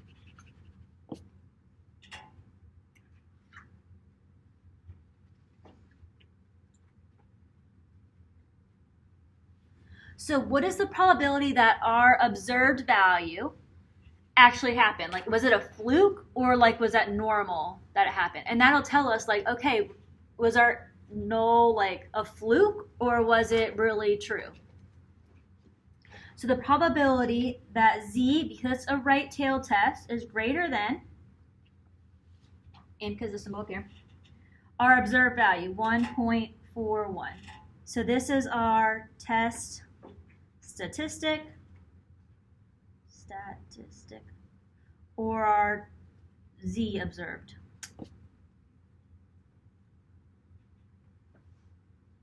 So we had to find this test statistic for both methods. Oh. So it's, yeah, like we already had the hard part done, kind of.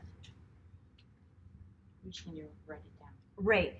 So remember, we're trying to find the shaded area. So going back to our little picture,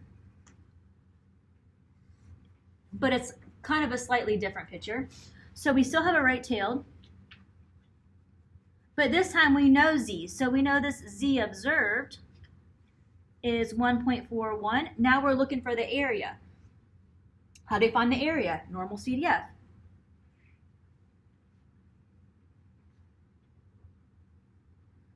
Our lower limit is 1.41. Our upper limit's going on forever to infinity, so 999, comma 0, comma 1.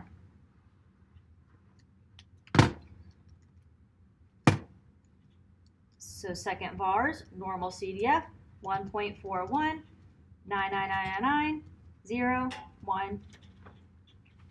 So we get our p-value is 0.0793. Now, why are we not using the actual mean and standard deviation?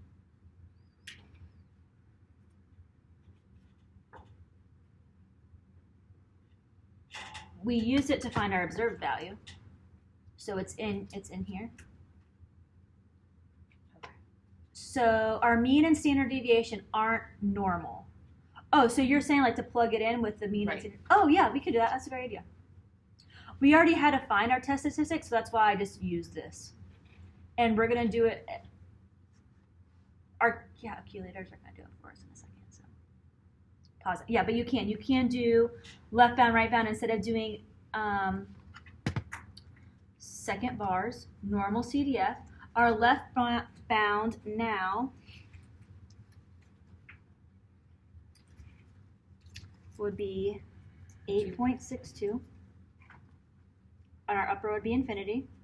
Our mean would be 8.5. And our standard deviation is our sampling standard deviation, because we had to do that here. So 0.95 divided by the square root of n, which is 124. We get the same thing. For the most part. It's because we're a little bit off because we rounded this a little bit. But still 0.07. It's a great point. I like that. Good job, Joy. All right, so anyways, going back. So this is our p-value. So this doesn't really tell us anything. Going back to our p-value thing, our little rule, is saying, okay, is this p-value less than or greater than our alpha value? We have to compare it to the alpha. So do we have enough evidence to reject the null, is what it's saying. So comparing our p-value, which is 0.0793, to our alpha, which up here is 0.005. 0.07 is bigger than 0.05. So if our p-value is bigger, do not reject the null. So do not reject h sub 0. Same answer, or same conclusion, I would like to say, same conclusion, different way of doing it.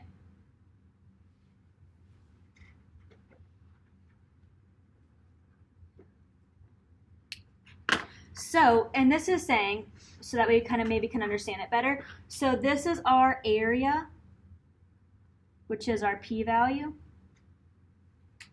which is 0.0793. So if our area was 0.00, let me use a different color. That would be like somewhere like this. Like alpha is 0.005. So our evidence, our alpha, isn't overwhelming. So because our p-value, we have more evidence that like they didn't do it than they did do it, so we do not reject it. Do you have to know that? No, just know this. But for me, if I understand it, it helps me. So which one's more overwhelming? Our p-value is more overwhelming. Our p-value is bigger, 0.07. This area is bigger than the area of 0.005. 0.005 is a super small area. So I don't have enough evidence to overwhelm it, so do not reject. Okay, so what does this mean? Like, what is our final thing? So our meaning, and again, this is multiple choice. So the reason why it's so wordy is because I wanted to word it exactly how the homework words it. So we did not reject the mean. So just like we talked about earlier, I didn't reject this. So this must be true. That's pretty much all we're saying, is that the mean must really be 8.5. So the sample data, this is going to be the worst part of the night, is writing all these things out every time. The sample data do not provide sufficient, that doesn't provide enough evidence, sufficient evidence to reject the null. We don't have enough evidence to say that's not true. Hypothesis. The null hypothesis. And thus, we can conclude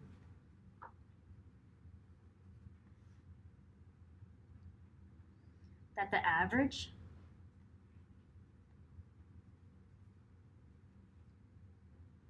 length of stay in a hospital in Russia, I pray I'm never in a hospital in Russia, is likely 8.5 days. We don't have enough evidence to, remember it's true until we prove it that it's not true. So we don't have enough evidence to say that it's not true. So it's likely that it is 8.5 days. All right, I told you I would do it in the calculator. And we're going to do every other problem in the calculator after this. So based off this one, I want to show it to you real quick. I don't really have that much room. I can write it right here. But I need one more color. Here, that's fine. Oh, no. Here it is. All right, so in our calculator, go to stat. Go over to tests. We're doing hypothesis testing. What did we use? We used Z. So Z-test. Let me write this down. So on calculator, we're going to go to stat. We're going to go to tests. We're going to go down to Z-test. We have statistics here. So scroll over to statistics, press enter. Remember, data is whenever we have a list of stuff. Honestly, but every time it's easier just to do stats.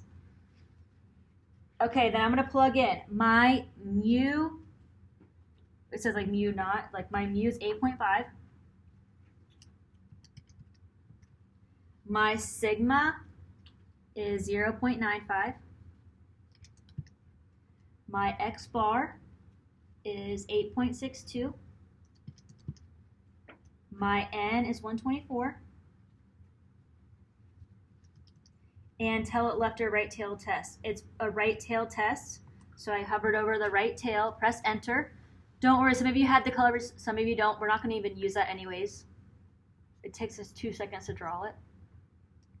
We're going to calculate. Boom. It tells us our z. Our z is that z observed. 1.14. 1.41. Sorry, you're getting dyslexic again. 1.41. It tells us our p. P is 0.793 or 79 whatever, because we had to round a little bit because we used z. So it tells us everything that we need. Those are the 2 things we needed. Now we do need to find z critical, but that's in our calculator too. Boom. So these problems will go so much faster with this. Is it pretty much the same in your calculator? It is. It gave me the option to draw or calculate, so I just calculate it. Yeah, just calculate. Yep. Yep, just calculate. What else? So the next example, we're going to just use our calculator. Because I want to do it so much easier. But now you appreciate it, right? All right, notice this was a right bound. We're going to do a left bound, and we're going to do a two-tailed. Ready?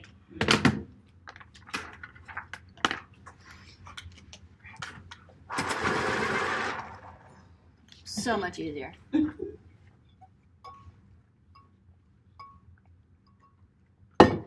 All right. Page 7. A car battery. And again, these are straight from your homework. The key is like figuring out what is what. Yep, the key's reading. That is like for real. Please do not like rush over this. Like read what the problem is saying. I really think that's the biggest problem. A car battery manufacturer claims, so here's the claim, so here's our null hypothesis, that a car battery lasts at least, greater than or equal to 4.5 years on average. There's our mean. Under normal operating conditions. However, many customers have experienced failure before 4.5 years. A customer advocacy group decided to investigate the company to determine if the company's claim about the average lifespan of their car batteries is exaggerated or misleading. In a random sample, so N is 55 batteries, was collected and tested by the consumer advocacy group, and the mean lifespan of the population, notice this of the sample, is X bar, is 4.33 years. Talking about the sample, so the mean of the sample is 4.33, so X bar is 4.33. Again, we're going to do the critical value method and the p-value method to test the hypothesis that the mean lifespan of the battery of the car is less than 4.5 years using alpha 0.005. Assume the standard deviation of the lifespans of all, so standard deviation of all, so this is our sigma, is known to be 0.41 years. So sigma is known, so I know to use z. I'm going to do everything exactly the same. So like I put that in the same exact spot, I'm going to put everything in the same order. I'm going to do it all the same. So our mean, they told us our mean was 4.5. Our n was 55, our sample size. Our alpha, 0.005. Standard deviation, 0.41. Population standard deviation, sigma, 0.41. And our X bar is 4.33. So that's just everything that they gave us. I just wrote it out like we did before. Are we okay so far? So our null hypothesis. They claim that the mean was at least, so greater than or equal to, 4.5. That was their claim. But we are suspecting, I don't know why, whatever. Our alternative is that it's going to be less than 4.5 years. This is going to tell us, because it's pointing to the left, that's going to be a left tail test.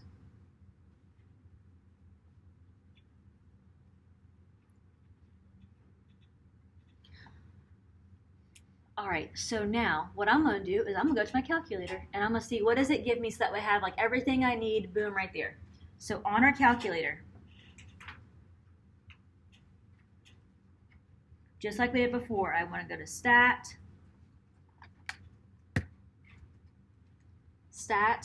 go over to tests. This is gonna be a Z test because we're using Z. And I'm plugging all the information. My mean is 4.5. My standard deviation is 0.41. My X bar is 4.33. My N is 55. And I have a left tail test. So I'm going to hover over the less than sign, press enter to like select that it's a left tail test. And then I'm going to go down to calculate and press enter. So boom, it's telling me Z, which is my test statistic.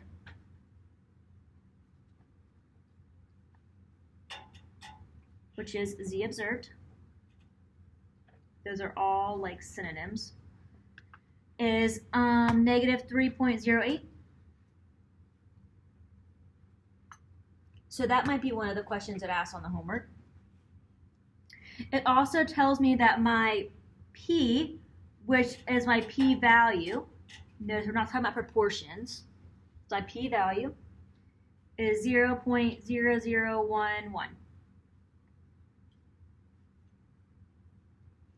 All right, and that's, I already have X bar, I already have N, so that's all it gave me. All right, so now going to the critical value approach. With the critical value approach, I take the critical value and I compare it to the test statistic. I take Z critical and I compare it to Z observed. That's the only thing I don't have. The only thing I don't have is my Z critical. We can find it. So our critical value, our Z critical,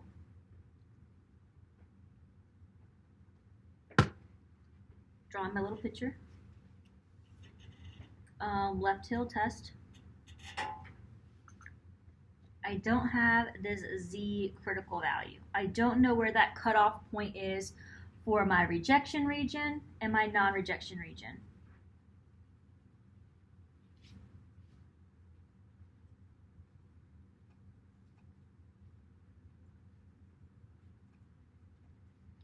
All right, so this is going to be alpha, which is 0.005. So I have the inverse norm. My area to the left is 0.005, comma 0, comma 1, and its area to the left. So getting out this second bars, inverse norm. My area is 0.005, area to the left. And my Z critical, my critical value is negative 2.58.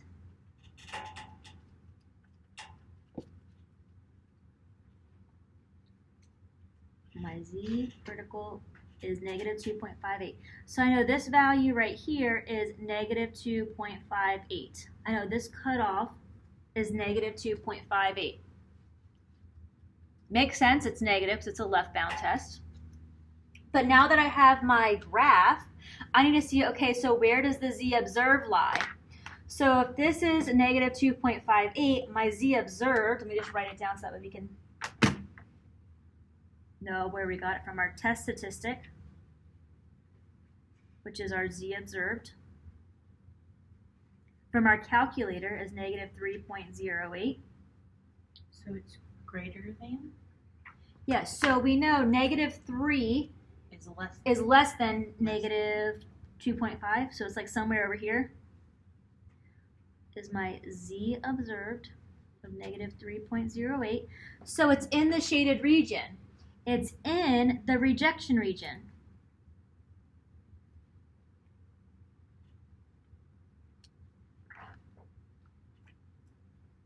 So this is in the rejection region. So we're going to reject the null. Meaning that this null is not right. so that our mean lifespan is probably going to be less than 4.5. We have enough evidence to show that this null is not right, so it's likely that our mean is for sure less than 0.5. So what we suspected was true. All right, so that is our critical value approach. Now doing the p-value approach, which takes 2 seconds because our calculator did the hard stuff for us. So our p-value, and we're going to take that, we're going to compare it to alpha. Our p-value from our calculator was 0.0011. Our alpha from the problem was 0.005. So 0.001, 0.005, our 0.005 is bigger. That means we have more evidence to show that it's not true. So reject our null. Going back here to remind you, our p-value is less than our alpha, so reject the null. So either way, we got reject the null. 2 different ways of doing that. And now our meaning. What does that mean in context of the problem? So this time we had enough evidence. So the sample data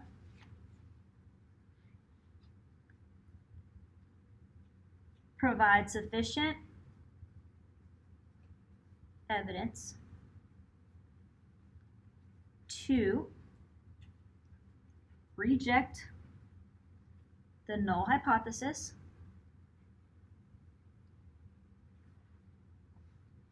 and thus we can conclude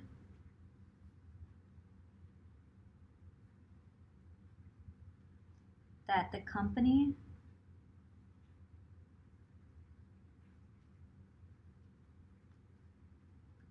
claim that the batteries last at least 4.5 years is false. Is likely false. Now, if you don't want to write all this down, if you just want to take a picture, that's fine too. But I wanted to make sure whenever you go to your homework, you're used to writing it out because that's like the main, we did all that to like, for what? This is what we really wanted to know. But we don't have to write it out. It's multiple choice. It's right? multiple choice, exactly. My hand is hurting. I have like a permanent callus on my finger from. All right, questions on this? Is it like now that we've done it, we're gonna do one more. We did left tail, we did right tail. Now we're gonna do two tail. But it, like now that you see it, So much easier on the oh, so much easier on the calculator. Just Worth read every penny. that we'll never use again. Well, if you're done with college algebra, you can sell it. I mean, yeah, I think that you need it in physics still. I don't know if you need physics for your degree, but physics or chemistry might need it still. I'd sell it. Sell it on eBay or Facebook. There's a IRSC Facebook page for textbooks and stuff. Put your calculator on there. All right, questions on this one. Let's go to another one. Last one of this type. Sorry. All right, so we're gonna do left tail, right tail, two tail of every type.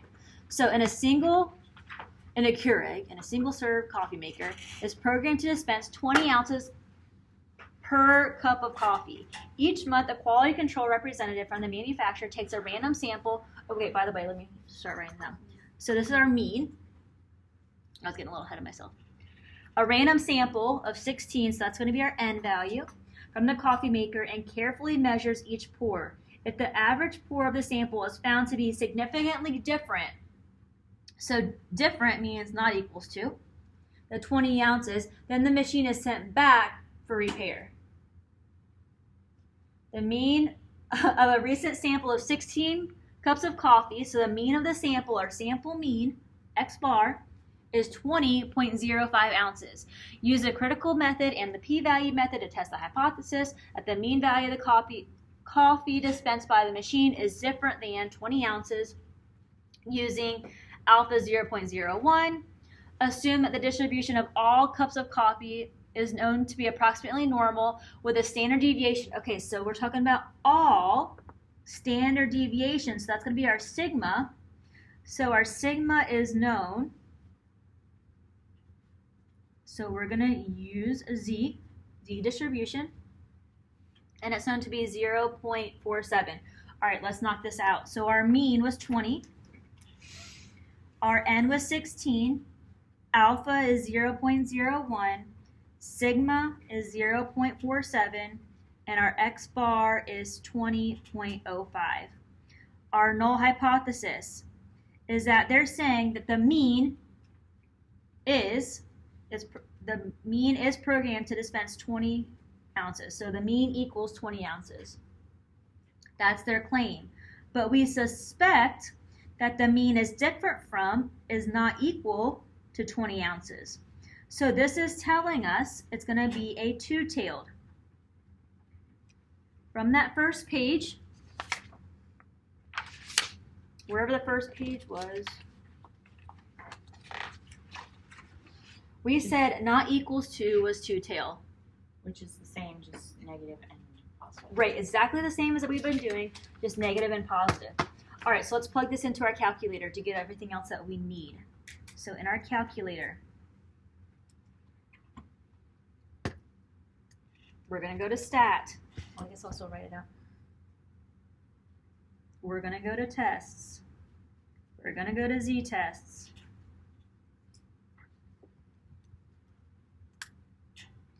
Okay, so our mean was 20. Standard deviation 0.47. X bar 20.05. N is 16. And we said it's not equal to, so I'm going to hover over not equal to, press enter to select it, go down to calculate. They give us our z, which is our test statistic, Or z observed. or z observed. I'm writing that out every single time because they use those words interchangeably, so I just want to kind of on our notes get used to that. It's whatever they say, it's the same thing. So 0.4255. And p, which is our p-value, is 0.6704. So going to the critical value, now that everything, we have pretty much everything.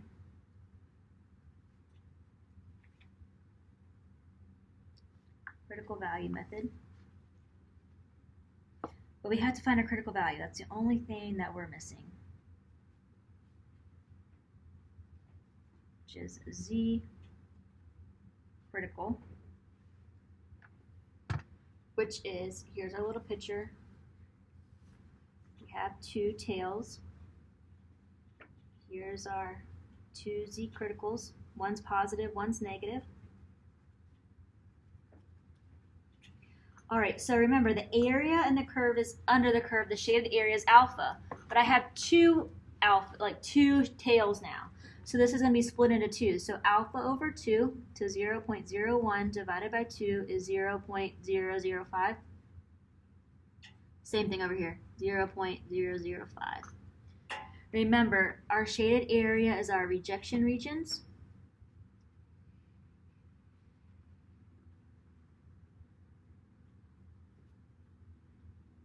And in the middle is our non-rejection region.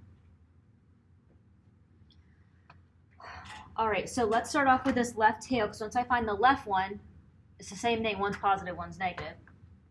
So inverse norm. My area to the left is 0.005, comma 0, comma 1. And its area to the left. Second bars, inverse norm. 0.005, area to the left. We get negative 2.58. So our two critical values are negative 2.58 and positive 2.58. So this is negative 2.58 and this is positive 2.58.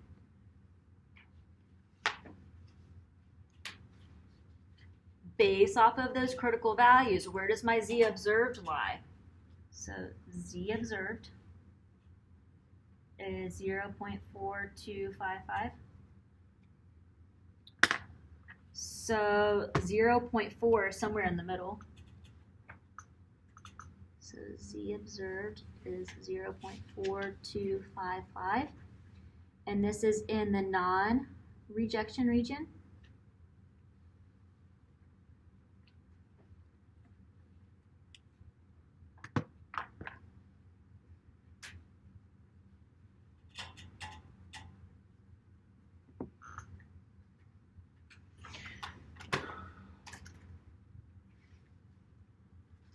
So we're not going to reject it. Do not reject. We don't have enough evidence to prove that our null hypothesis is false. So the mean must be 20.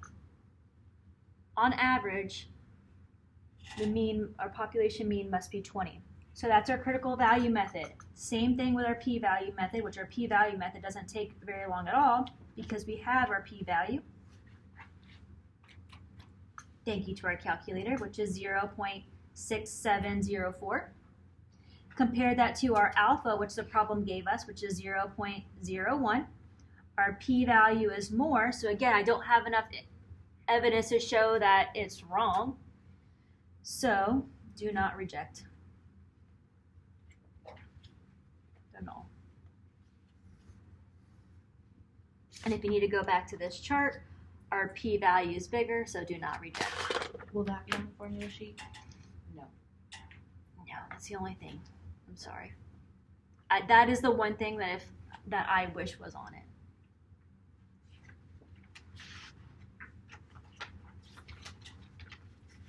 So our meaning.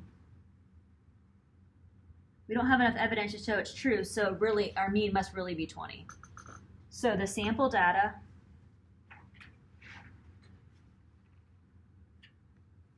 do not provide sufficient evidence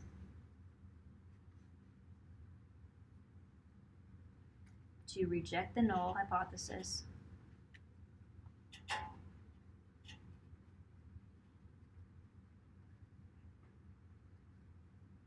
and thus we can conclude. Thankfully, like all the wording's like kind of the same. There's plugging in this scenario. Thus we can conclude that the coffee maker, and again this is going to be multiple choice, does not need to be serviced by the manufacturer. Because remember, if it was serviced, if it wasn't 20, but it was 20, so it doesn't need to be serviced by the manufacturer. All right, so that is whenever we know our population standard deviation, whenever we know sigma, using Z, all that good stuff. What if we don't? This is when having a full semester is nice because we would have 2 weeks to do just chapter 9. 2 full weeks to do just chapter 9. We have 1 night to do chapter 9. But it's just the known and unknown, right? Yeah.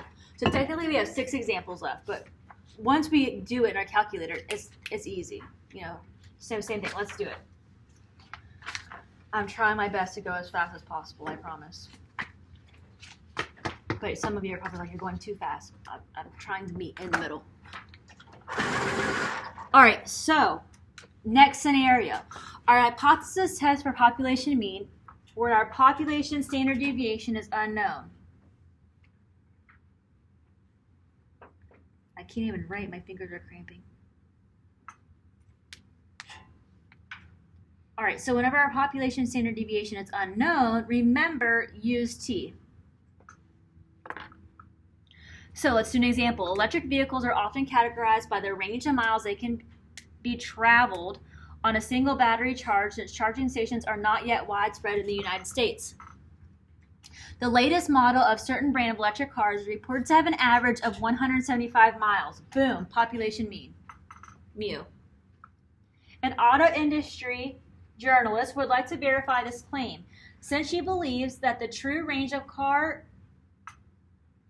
car may be less than, so there we go with our alternative, less than 175 miles. The journalist selected and tested a random sample, so N, of 78 cars of this model and found that average range of the sample, so X bar, was 163.8 miles. And still talking about the sample, so be careful, still talking about the sample. Our sample standard deviation, so S,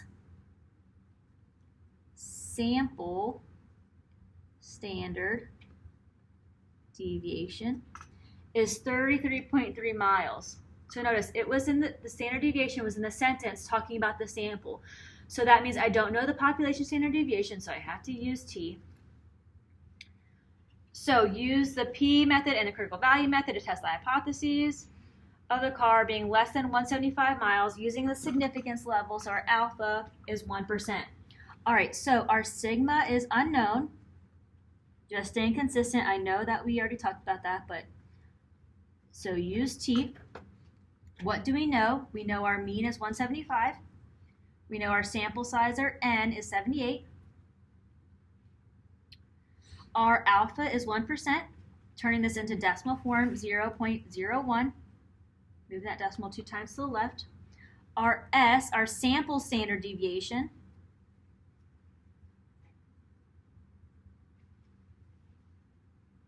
is 33.3.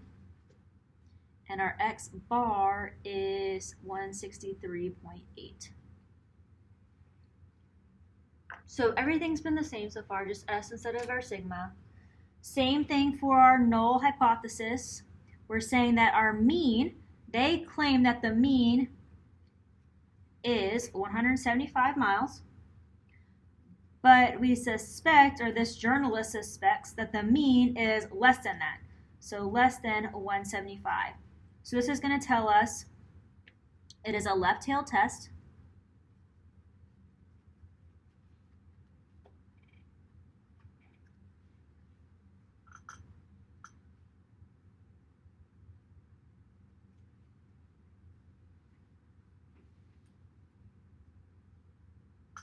For time's sake, I'm not going to do it by hand, right? I mean, Right. I feel like no one even watches me. Okay. If you want to do it by hand, you can do all this. I don't want to do it either, so let's do it on a calculator.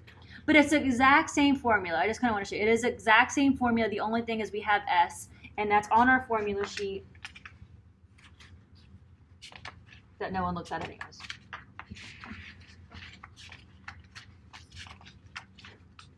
So whenever sigma is not known, we would use this. So same thing that we did with Z. Now we have T. All right, so let's just go through our calculator. Let's be honest here. Let's be realistic. And I'm worried about time.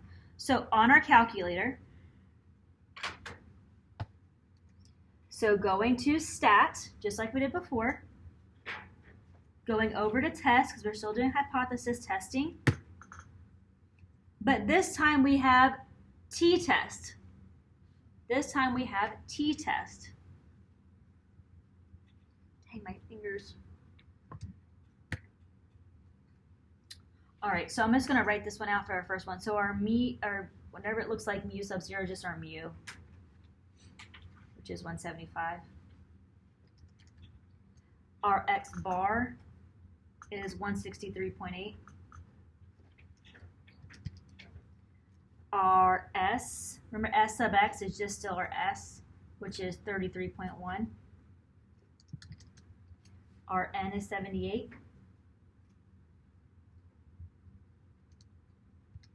And our symbol is less than. We're doing a left tail test. I'm going to scroll over that less than symbol, hover over it, press enter to select it, and then I'm going to press calculate. Good. All right, so this one tells me my T, which is still my test statistic,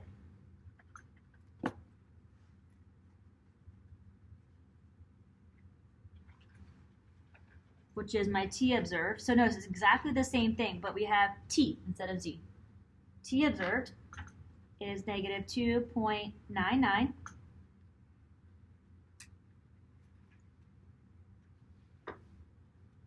I think we did 4 decimal places for T. So negative 2.9884, just to be more accurate. Our P, which is our p-value, is 0.0019. And that's all it gives us, but that's all we really need, except our T critical. Can you show how you put it in the calculator? Yep, I wrote it right here too. So It's stat, just the same, it's just the t-test. test, t-test. Is that what you needed? So going to stat, going over to test, going to t-test, and then putting it in just like this. And because the I got H1, different values, so mine was kind of off a little bit. So make sure that here you just didn't do like a little error. Joy, what were you saying? so because the H1 is less than, pointing to the left, it's left-tailed, Right? so we would just do the negative 999 Mhm. with regular norm. See? Yeah, norm C.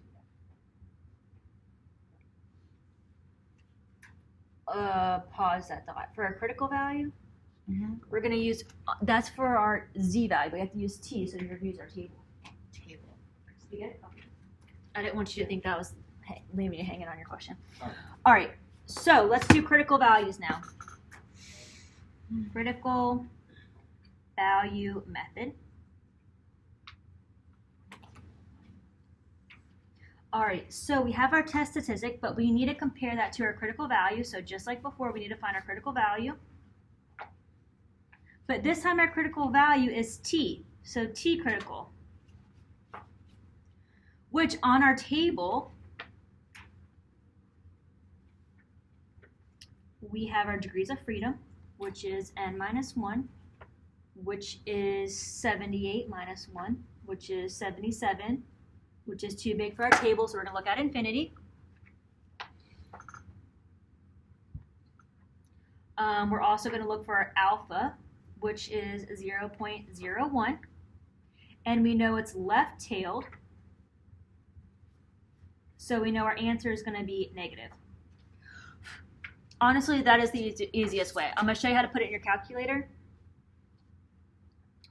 But I think it's only on an 80. I think that was what was only on an 84. We'll see. So infinity. And we have a one-tailed test, 0.01. One-tailed test, 0.01. So where these two things meet, we have our t-value of 2.3267. Left-tailed, so it's going to be negative. Negative 2.3267. So, or we can go on our calculator. And remember, we have that inverse t function where second vars going down to inverse t. I think this is the one that's only on an 84. Inverse t, but it took us 2 seconds on the table. Our area was 0.01. Degrees of freedom was 77. And we get slightly different, but it's okay because our table was a little rounded.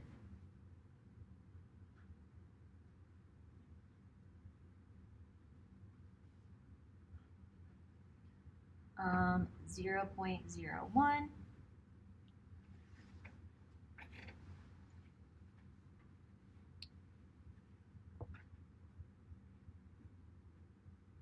And because we had to use the infinity, that was another thing that was messing us up.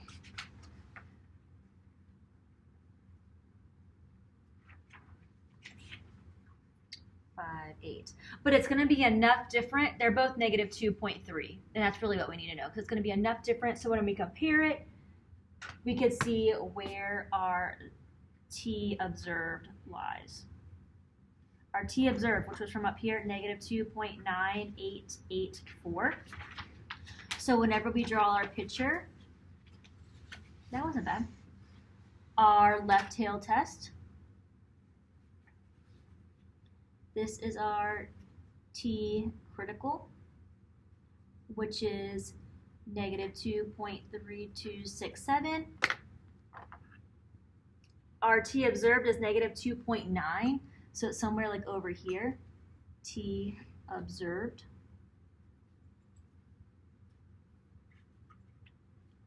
Remember, the shaded region is our rejection region. To be consistent, this is alpha, which is 0.01.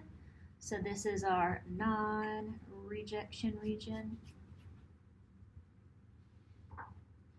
So T observed is in rejection region.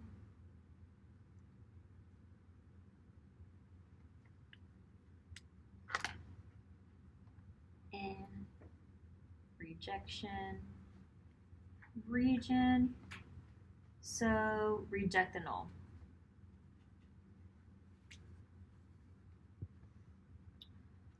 So we don't think that the mean is really 175. We think that this journalist is onto something and she's right, that it really is less than 175. That's critical value method. Doing p-value method.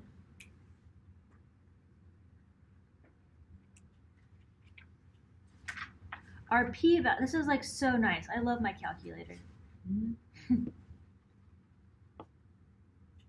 Because they gave us that on the calculator, 0.0019.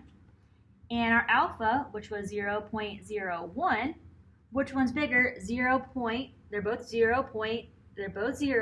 This one's a 0 and this one's 1. So our alpha is bigger. So when our alpha is bigger, and this is where it gets ugly on the table. So I'm not even going to go there because our calculator gives it to us. Because we'd have to look for a range, use the higher number. Yeah, forget. Anyways, so we love our calculator because it actually gives us our p-value. So our alpha is bigger, so reject the null. Going back to that same thing over here. Alpha is bigger, reject the null. All right, so just like before, the part that hurts my hand's still recovering. Meaning, the sample data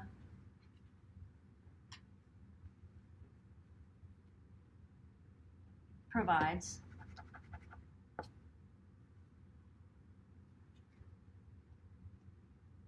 sufficient evidence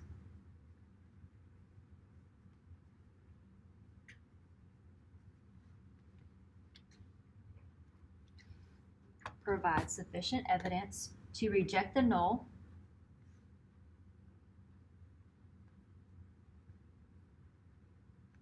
hypothesis,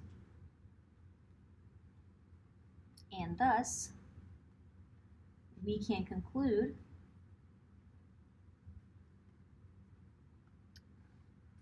that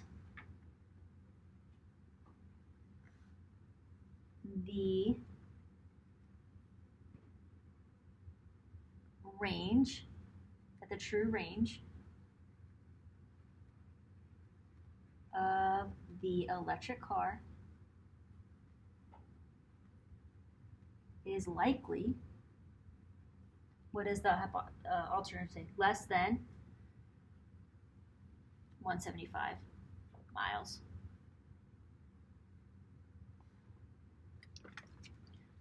We had enough data to reject the null, so we accepted the alternative. We said, okay, it's likely that the alternative is true. It's likely that it is less than 175.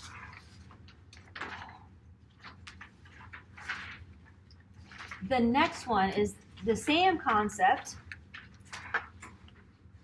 but this time they give us the data. Like, instead of giving it to us straightforward like these do, they give us the list of data, which is fine. Our calculator is going to do it for us. So 2 more T's and we're done with the T's. Questions on this one? There's light at the end of the tunnel. We're getting close, guys. We're getting close. Okay. High cholesterol is one of the major risk factors for heart disease. Total cholesterol readings above 220 is considered high. That's our mean. A physician is concerned that his patient may be at risk for high cholesterol. In order to accurately measure the patient's average cholesterol level, the physician instructs the patient to come into the physician's office once a week for 10 weeks for blood lipid screening. The results of 10 measurements, that's our N, are listed below. Here's our list. Use the critical value method and p-value method to test the hypothesis that the patient's cholesterol level is greater than 220 using alpha 0.1. Assume the distribution of all cholesterol measurements from this patient is approximately normal. So it's approximately normal, but I don't know the standard deviation of the population. So sigma is unknown. So we're going to use T. So I kind of need more. I know that my mean is 220. I know I have my sample size of 10.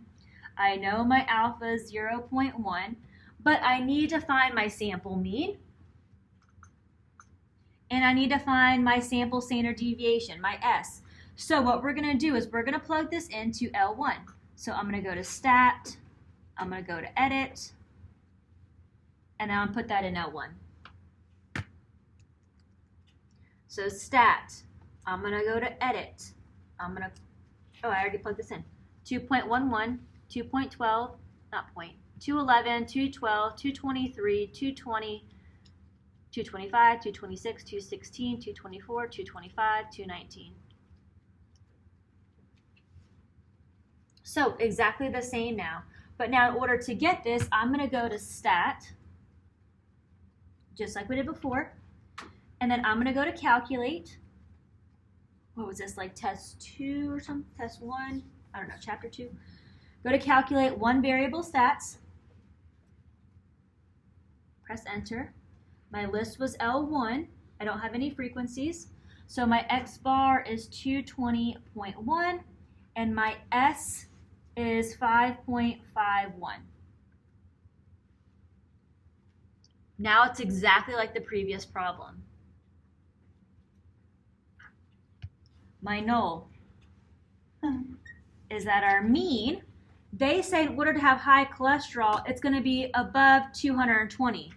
So for my null, it's saying that it's going to be our null is that our mu is less than or equal to 220. Because keep in mind, our alternative, we're testing to see that our mu is greater than 220. So this tells us it's going to be a right-tailed. Because no one's cholesterol is like really going to be on the dot 220. So in order to have normal cholesterol, it's going to be 220 or less. So we're saying, does it have high cholesterol? High cholesterol is considered above 220. Remember, for our mu, our null, it's going to be either equal, less than or equal to, or greater than or equal to. So that's why I knew to choose that one. And this is going to tell me it's going to be a right-tailed test. So on my calculator. Interesting thing. Yeah. After you type in the list in L1, it's already in there for your t-test. Yeah, okay, perfect. So stat, over to test. Let me write this down. Stat, going over to tests. We're going to t-test, just like before. That stuff was already in there for you? Oh, perfect. All right, so stats. So notice, you could pick data. Super. Yeah, super. You could, oh, shoot. Oh, no. Stat, test, t-test.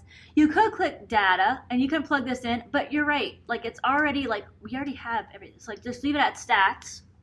So yours already plugged in, because I did this problem last, so mine's already. Oh, yeah, perfect. Okay, so our mean, wait. It's different.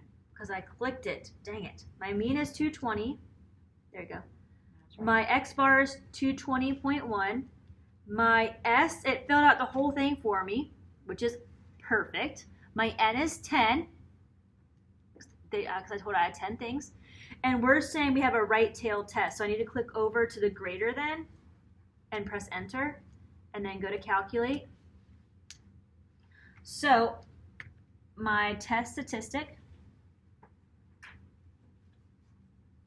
which is my T observed, is 0.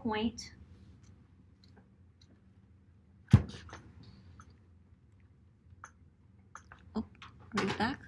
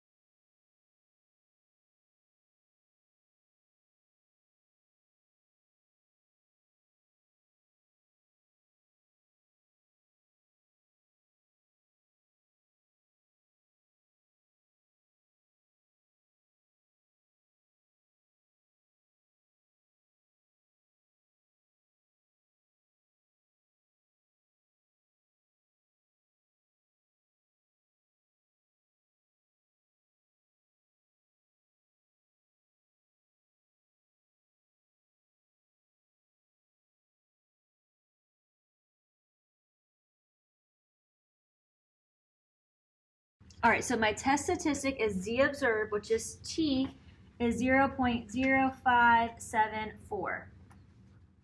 So by the way, I went to stat, went over to test, down to T test, and it plugged it all in for us. Under stats, it plugged in our mu is 220, x bar is 220.1, our S is 5.51, N is 10, and we had to plug in that it was a right tail test. Press enter to select it, press calculate. Here we go.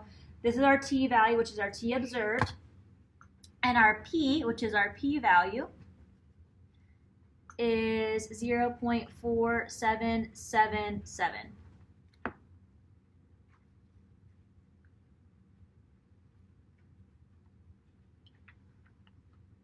All right, so our critical value method. We have to find our critical value first, which is fine.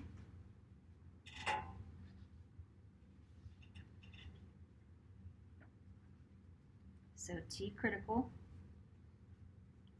which could be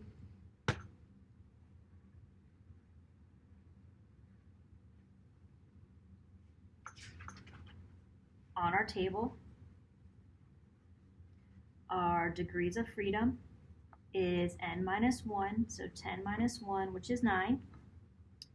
Our alpha we said was 0.1, and we said it was right-tailed, so our answer is going to be positive. Because on the table it's positive, because on the table it shows us our right-tailed. So our degrees of freedom is 9, so going down to 9 degrees of freedom. Going over to a one-tailed test of 0.1, which is down here, 0.1. Boom, our critical value is 1.3830. 1.3830. One-tailed test, 0.1, 9 degrees of freedom, 1.3830.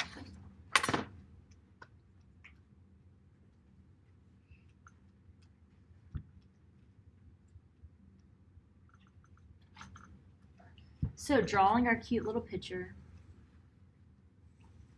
Right tail test. We know this is alpha, which is 0.1. We know this is our rejection region. This is non-rejection region. We now know that this, oops, not Z, T, that this critical value is 1.3830. We know our T observed from our calculator is 0.0574. So where does 0.0574 lie? Somewhere over here.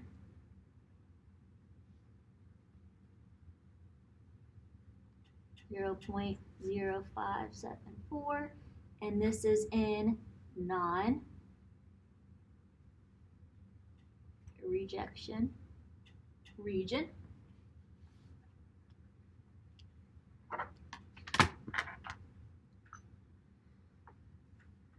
In non-rejection region. So, do not reject.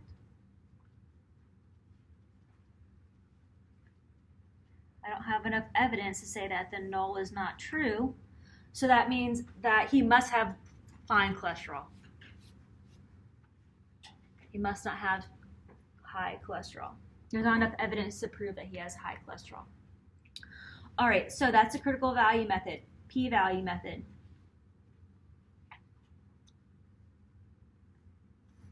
Looking at our p-value compared to our alpha value. Our p-value from our calculator is 0.4777. Our alpha value from the problem is 0.1. Our p-value 0.477 is bigger than 0.1. So going to our little rule, if our p-value is bigger, do not reject. So do not reject the null. Oops.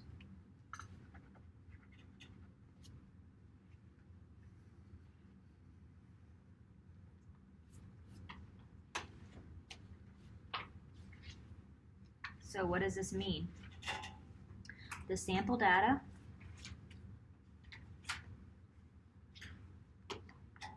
do not provide sufficient evidence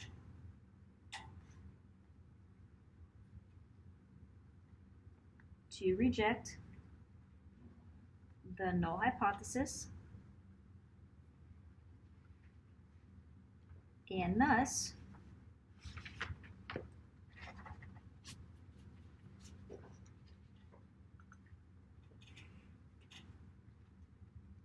we can conclude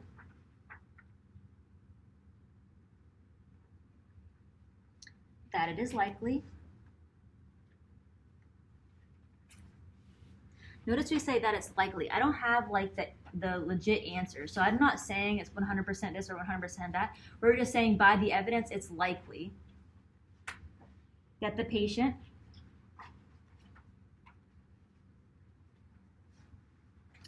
does not currently have high cholesterol. Does not currently have high cholesterol.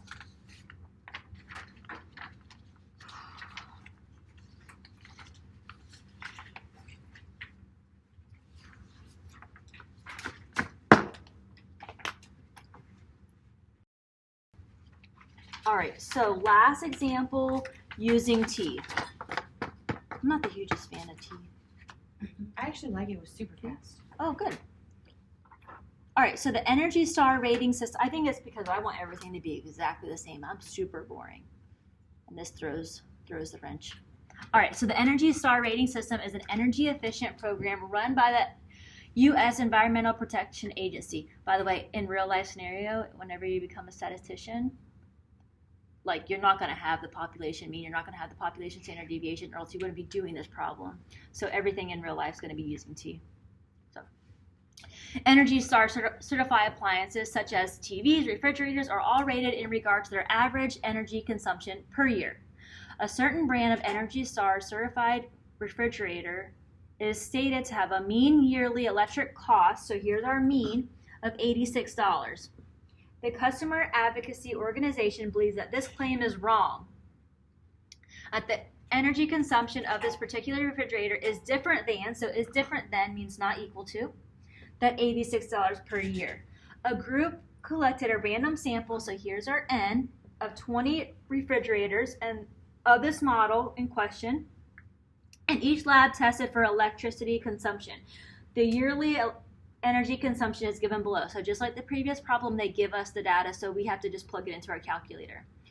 So using alpha 0.02, test hypothesis that the average yearly energy consumption of the refrigerator in the question is different than $86 per year. Assume the distribution of all electric costs of this model is approximately normal. But they don't give us, so sigma is still unknown. They don't give us the population standard deviation. So that's going to tell us to use T. What do we have?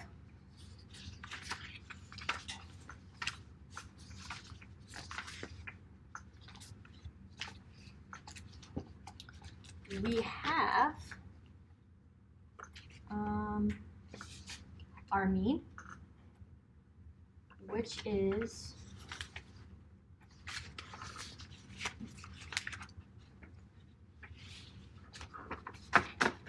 I'm trying to get my papers in order. Okay. So we have our mean, which is 86. We have our N value of 20, our sample size of 20.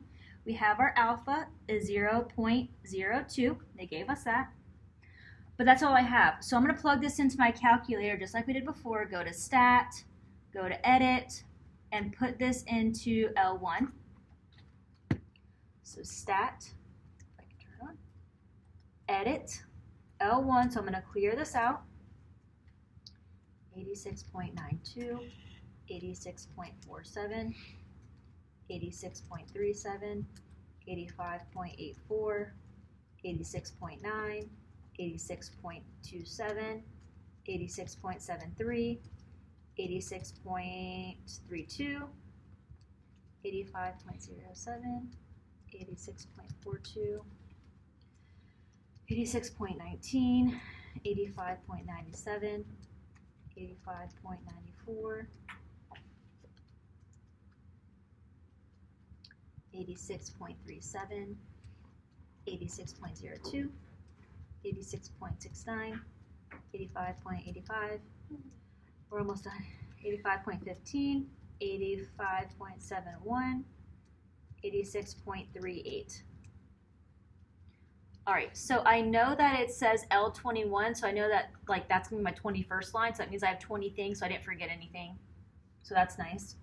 So now if I go to stat, calculate one variable statistics for my list 1,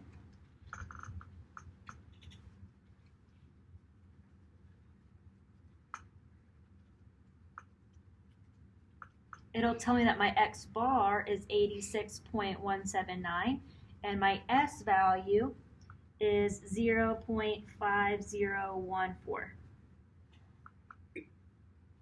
So now it's just like the previous problems. So our null hypothesis, they're saying that the mean is 86, so our mu equals 86. But our claim is that it's different then, so it's not equals. So our alternative hypothesis is that our mu is not equal to 86. So this is going to tell us it's going to be a two-tailed test. That's going to tell us it's going to be a two-tailed test.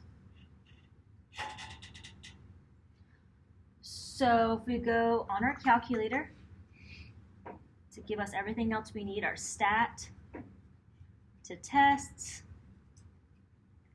to our t-tail, stat, tests, t-tests. All right, it plugs, this was from before. So 86 was my mean, and it plugged in everything else for me. My n is 20. I have not equals to, so I'm going to hover over not equals to, and then I'm going to go down to calculate.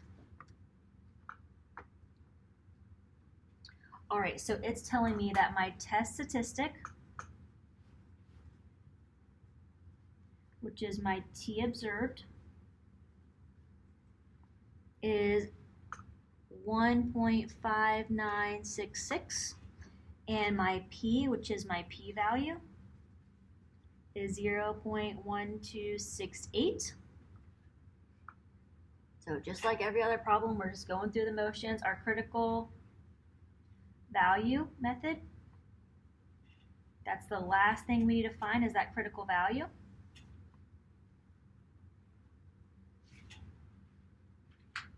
Remember, this time we're going to have two. So on our little picture, it's two-tailed.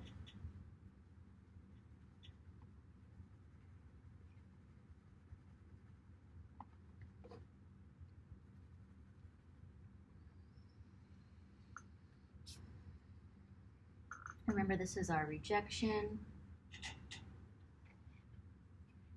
regions, and in the middle is our non-rejection region. We're going to have two critical values, the same thing, but one's positive, one's negative.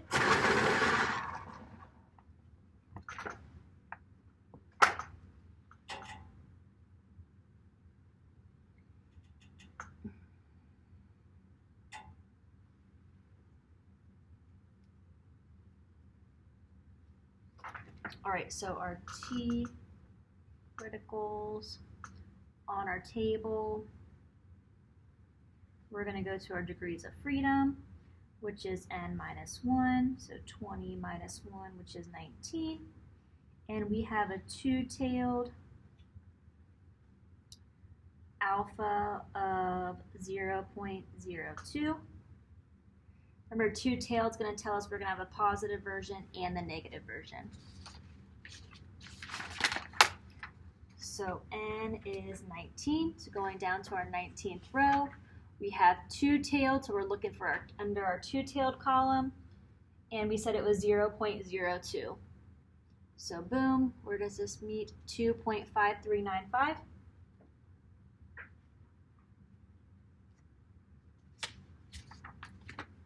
So we're going to have negative 2.2395. 19.0253. This was a 5. And positive 2.5395.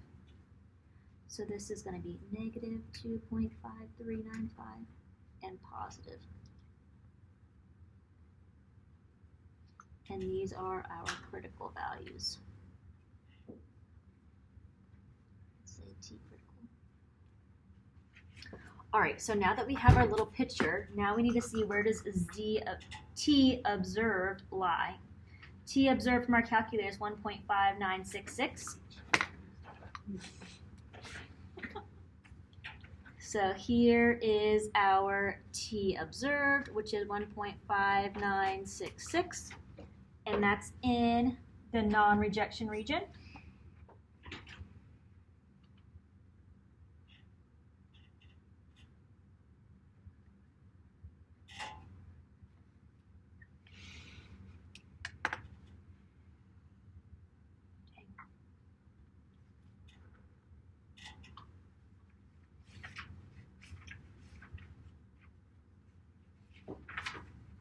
So do not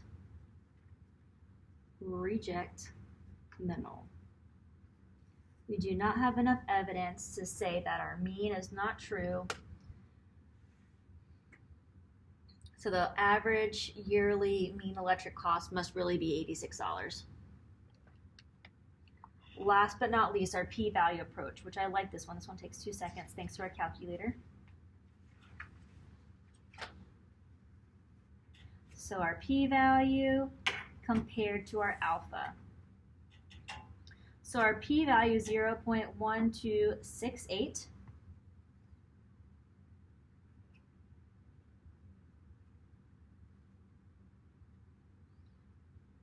Our alpha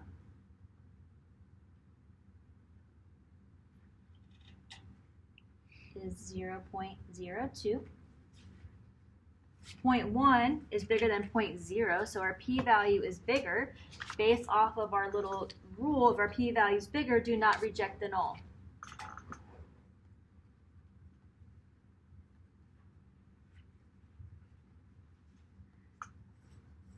Remember, our p-values from our calculator. On the homework, it's going to go back to that p-value we looked at before, so it's going to give us a range and say it's going to be between like it'll say between 0.1 and 0.2. It'll say between those two, which 0.12 is between 0.1 and 0.2. So you have to find the p-value. Once you know the actual p-value, just find whatever range it's in. So our meaning. Yeah, please. I'm confused why did it divide the 0.02 by 2? Yeah, no, you're okay. Thank you. That's a great question. I did. Well, you're right in thinking that, but I didn't have to because for the two-tailed test, it already did it for me. We're using this, but you're right. So in this area, this is alpha over 2. So this is 0.02 over 2, which is 0.01. So notice 0.02 for a two-tailed test is the same thing as 0.01 for a one-tailed test. Thank you for bringing that up because I was going to bring it up, but I'm not really sure if that would be more confusing, so thank you. So the table kind of does that work for us already. So that's kind of cool. Great point. Thank you, Ashley, for telling me too. I was I'm such in a hurry. I'm trying my best to get done, I promise. All right, our meaning. So we didn't reject it. I forgot I didn't circle do not reject. So do not reject. So I don't have enough evidence to say that the mean's not true. So the sample data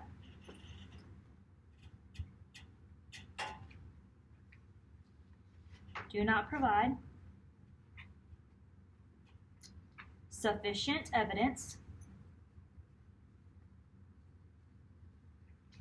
to reject the null hypothesis.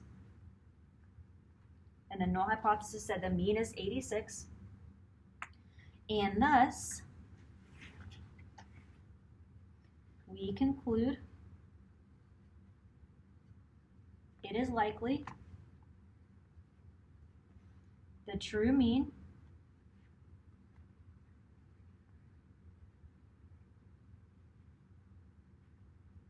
per year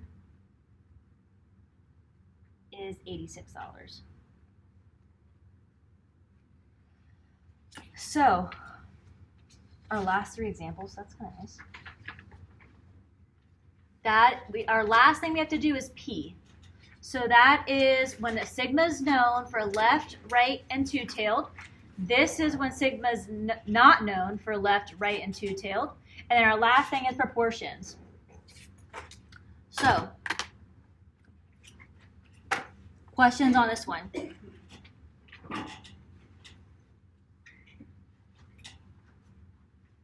I'll have the video posted tonight, hopefully. See ya.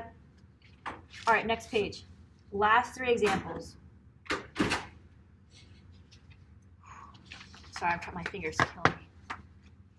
Hypothesis test for population proportion. Remember, population proportion is our percentage.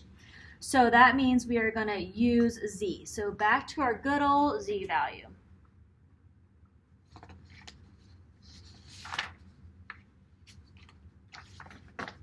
Back to our good old Z value. So it says a new virus has taken root in a country. Government officials report that 7.4% of the population is currently affected with the virus. That is our population proportion. That is P. However, an epidemiologist across the country claim that observing much higher infection rates. So the claim is that it's higher. It was found that 105 people, so here's our N value, out of a random selected sample, so 105 out of our sample, so this is our N value, that's going to be like our P hat. I'll write that in a second. Around the country is affected with the virus. Use the critical value method and the p-value method to determine if the samples support the epidemiologist that the true rate of infection in the country is higher than 7.4%. Use the significance level. So here's our alpha of 10%.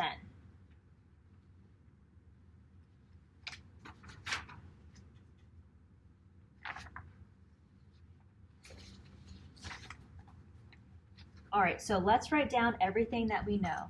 So we know that our population proportion, our mean is 7.4%. Our population proportion, 7.4%. Putting this in decimal form, 0.074. By the way, because we know this, let's go ahead and find Q. So Q is 1 minus P, so 1 minus 0.074.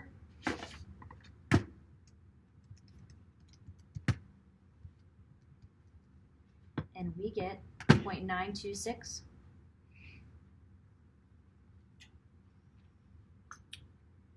We know that our N, our sample size, is 1410. We know that our alpha is 10%, which is 0.10. We also know that our P hat, our sample proportion, said 105 out of the total 1410. So 105 out of our total 1410 will give us 0.0745. So it's pretty much the same. Yeah, it's pretty close. Pretty close. All right, so let's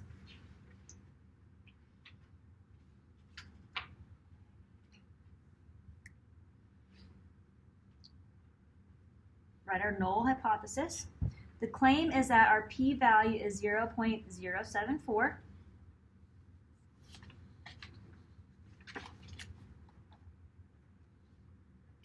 Our alternative, the claim, is that the p-value is much higher, so is greater than 0.074. So just like before, this is going to be a right tail test. Before I wrote so I'll write so again. So right tailed test.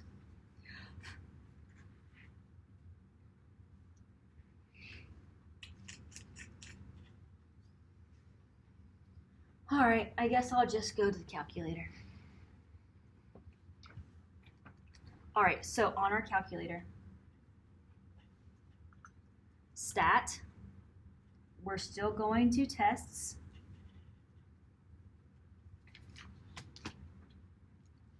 Now going down, one proportion z-test. So one prop z-test. I have one proportion z-test.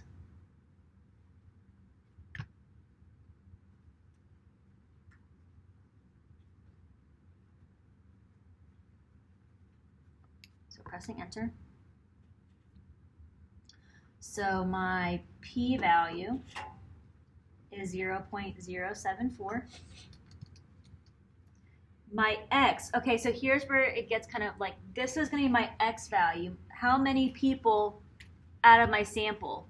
So 105 out of my sample, so x is 105. Out of my sample, out of my n, 1410.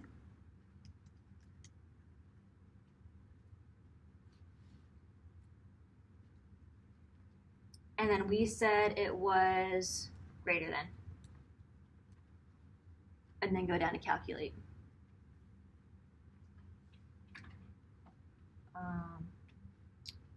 Stat tests, one prop z. So it's a prop. And then we said it was bigger. Okay. Go to calculate. Okay, boom, it tells us that our test statistic, just like before, which is our z observed, is 0.0, oops,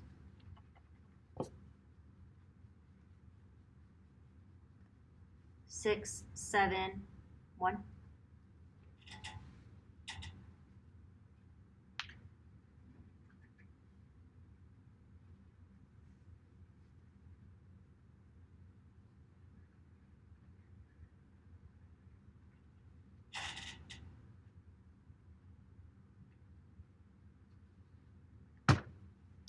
And our p, which is our p-value, is 0.4732. Great.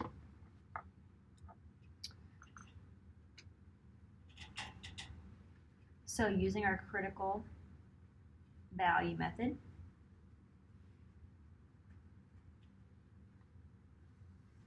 we need to find a critical value, which is z critical. We have our nice little picture. We have a right tail test. We know in our right tail, this is our alpha.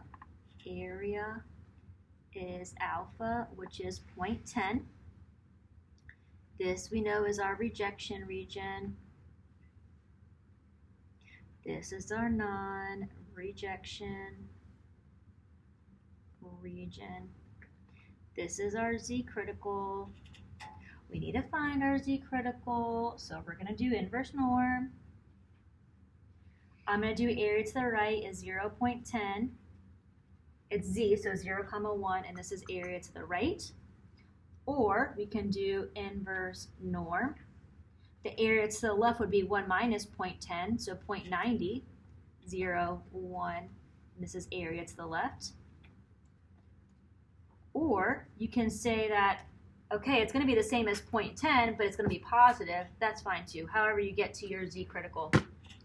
So second, vars, inverse norm. We're back to our inverse norm because we're talking about z. Our area is 0.10. I'm trying to scream, so maybe I'll wake you guys up. My area is on the right.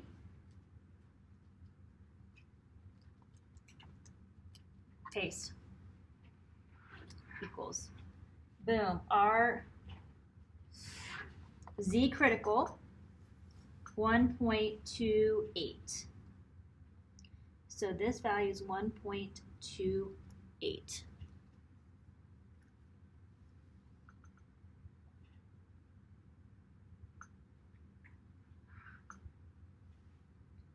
All right, how does that compare to our Z observed? Our Z observed is 0.0671, Which is in the do not. which is in do not reject. 0.06 is somewhere way over here.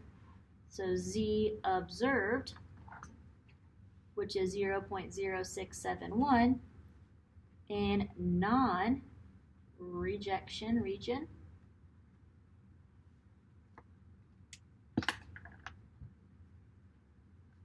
So we didn't really need the p-value, did we? For P method, we will. For the p-value method. We don't need it for the critical value method. For the critical value method, and that's where like it kind of like all goes together. Critical value method, we take the critical value and we compare it to Z observed. P-value method, we take the p-value and compare it to alpha. And it's a lot, but I think that the more practice you do these over and over, you just get used to it. So do not reject the null. So that means that the government officials reporting the p-value were right, or likely to have been right for this problem. So for our p-value method, our p-value compared to our alpha. Our p-value is, from our calculator, 0.4732. Our alpha from the problem was 0.10. Which one's bigger? 0.4 is bigger than 0.1. Our p-value is bigger. Going back to our little nifty chart, if our p-value is bigger, do not reject.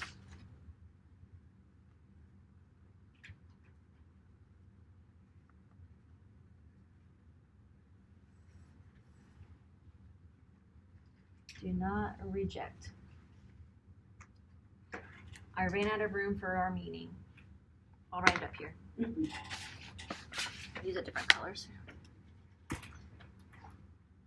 Meaning. The sample data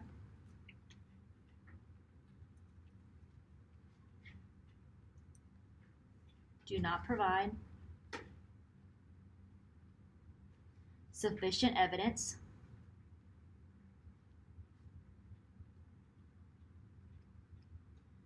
to reject the null, which is the government's claim. Oops, the government's claim, which is the null. And thus, we conclude that the infection rate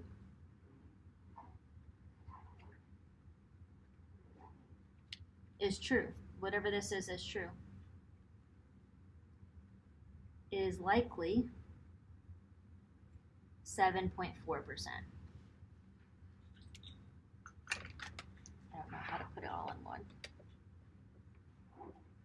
So that is right bound. We have two more, left bound and then two tailed, and we're done.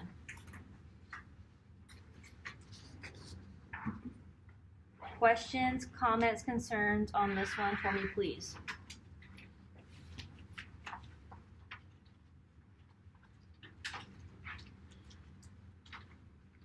All right, let's knock it out. Our last page, for real, last page. Two more. You can do it. An airline company recently, did I turn on? Yeah. Recently boasted about a 66% customer satisfaction rate. So this is going to be our p-value. The corporate watchdog group believes that this percentage is greatly exaggerated. The real percentage of satisfied customers is lower than, so this is going to be what they suspect, 66%. The group randomly surveyed, so here's our N value, 908 recent customers of the airline, and found that only, so here's our X value, 553 reported being satisfied. But, okay, good. With the airline, using alpha 0.02, test the hypothesis that the portion of satisfied customers of the airline is less than 66%. Use both methods.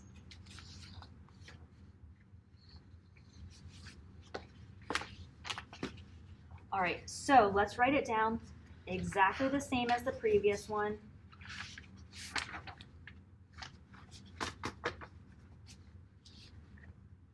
All right, so they told us our p-value is 66%, so that's going to be 0.66. We didn't really even need Q because we did it in a calculator, so that's fine. I put Q in there because we needed it not by a calculator, but we're going to plug it anyways. All right, so our N value was 980. Our alpha value was 0.02. Our p hat is going to be that X, which is 553, out of our total 980. So this is going to be X over N, how we plug it into our calculator. All right, so our null hypothesis is that our p-value, notice we're talking about, before we talked about mean, so we talked about mu. Yeah. So here we're talking about proportions, so we'd say p instead of mu. So p, they say that their ratings are equal to 66%. So our null is that our p-values equal 66. But based off of this watchdog group, they think that it's less than, it's going to be lower. So p, they think, is less than 0.66. So this is telling us use a left tail test. Less than means left-tailed test. Let's go to our calculator. Again, we're going to go to stat. We're going to go to tests. We have proportions. So we're going to go to a 1 proportion Z test. By the way, I should write on here proportion. So use Z.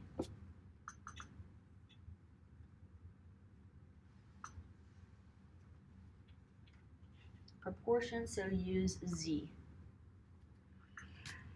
All right, so stat, test, 1 prop test. Our p-value is 0.66. Our x value is 553. Our n value is 908.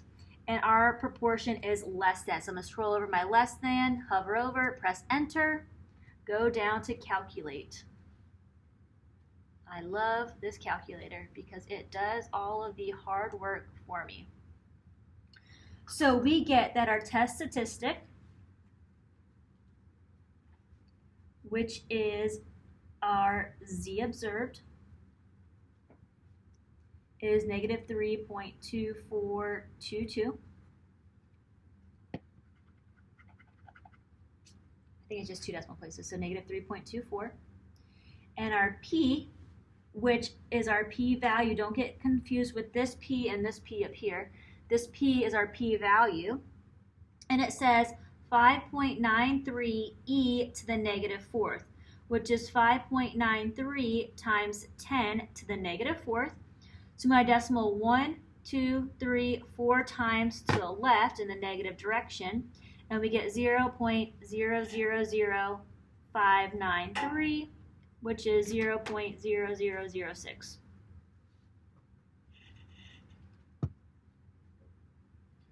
So our critical value method.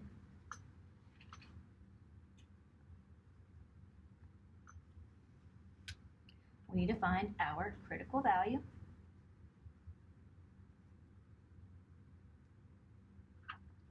Which is Z critical. So on my little graph, I have my left tail test. I know this area is alpha, which is 0.02. This is my rejection region. This is my non-rejection region. This is this Z critical I'm looking for. It's a left tail test, so I know it's going to be negative. So in my calculator, I need to do inverse norm.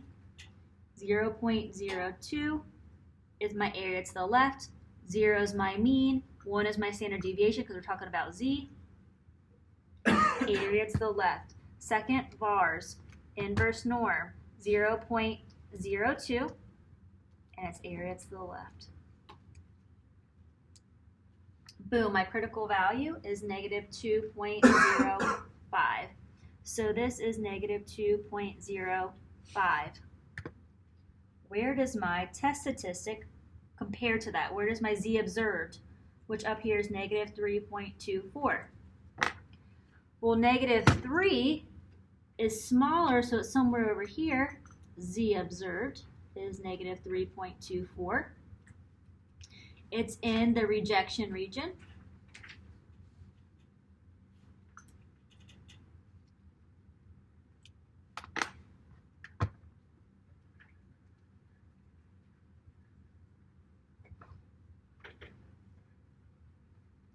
So, reject the null. So we have enough evidence to say that, okay, this is not right. The airline company boosted their customer ratings, that less than 66% of their customers were satisfied. All right, so lastly, p-value approach, or p-value method, same thing, method approach. So our p-value compared to our alpha, our p-value given by our calculator we said was 0.0006. Our alpha given by the problem is 0.02. Alpha is bigger. Alpha is bigger. Reject the null.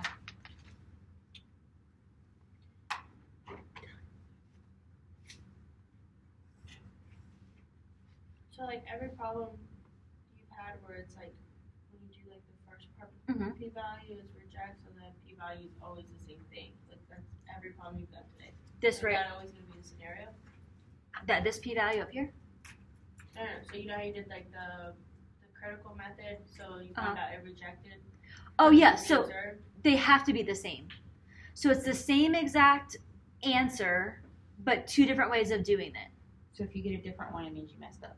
Right. So yeah, that's exactly right. And It's an that's error. it's Too yeah, many errors.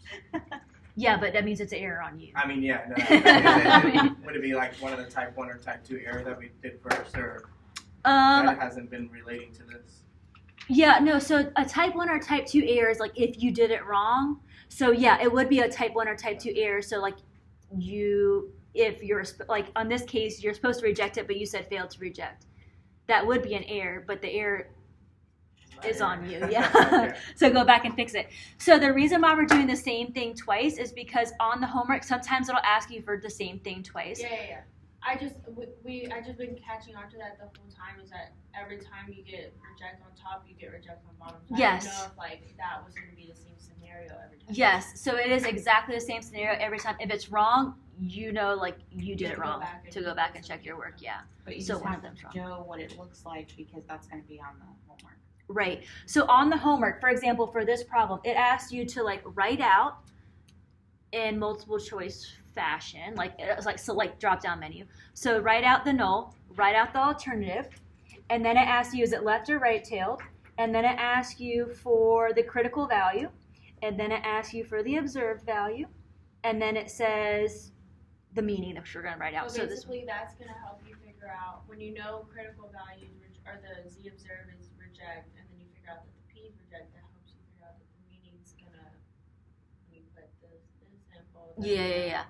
Yeah, it's gonna does tell you. not, or will reject all, and then whatever the question is. Yes, exactly. So you really don't have to remember that thing. You just have to remember how to write it whenever you know it's reject. Yeah, but you don't have to really remember because it's going to be option, like choose from the options. Yeah. Does that answer your question? So, for example, this problem on the notes, I wrote do critical value method and p-value method. But on the homework, I have the homework problem right here. It just says to do critical method, so you would just do this one.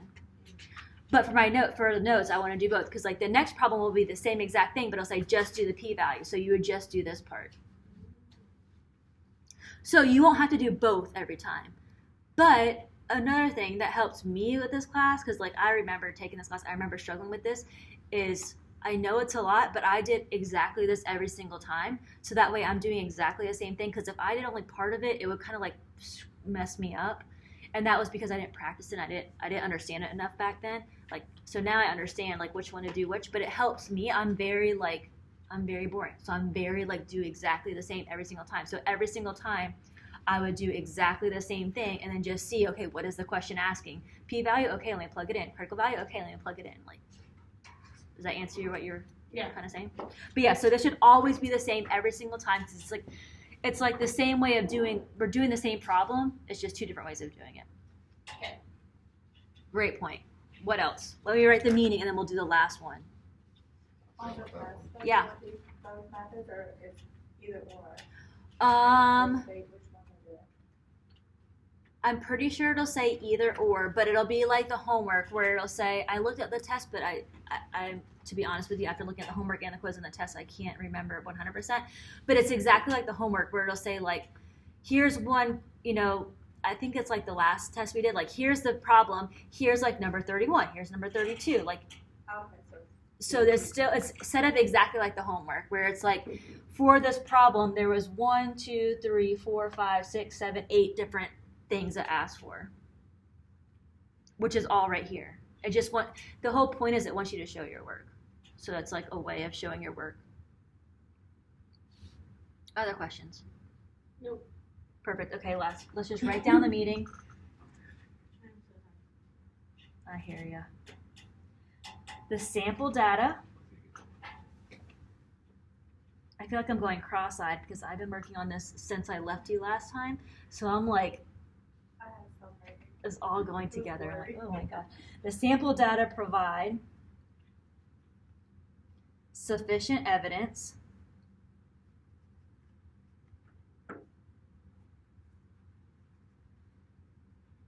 Look at my finger. I don't want to see that. Sorry. I mean, I know it's really ugly, but that's it's hurting. I'm telling you, like I'm suffering with you guys. To reject the null. You need a pencil grip. Yeah, like that's exactly. Remember, like those old things, like when you were like, you thought you were so cool in elementary school supply shopping. Oh yeah, When we're slid on the your pencil. so-so. Yeah, that's what I need. Mm-hmm. Obviously, my mom didn't get them for me because she was too cheap, and now I have a permanent callus on my finger that's messed up. No, it's not like that. It's like a Convention. yeah. Yeah. Yeah, I got 3. The sample data provides sufficient evidence to reject the null hypothesis that. Okay, I'm not going to write out the null hypothesis. The null hypothesis is that the p-value equals 0.66. And thus, we conclude that the proportion of all customers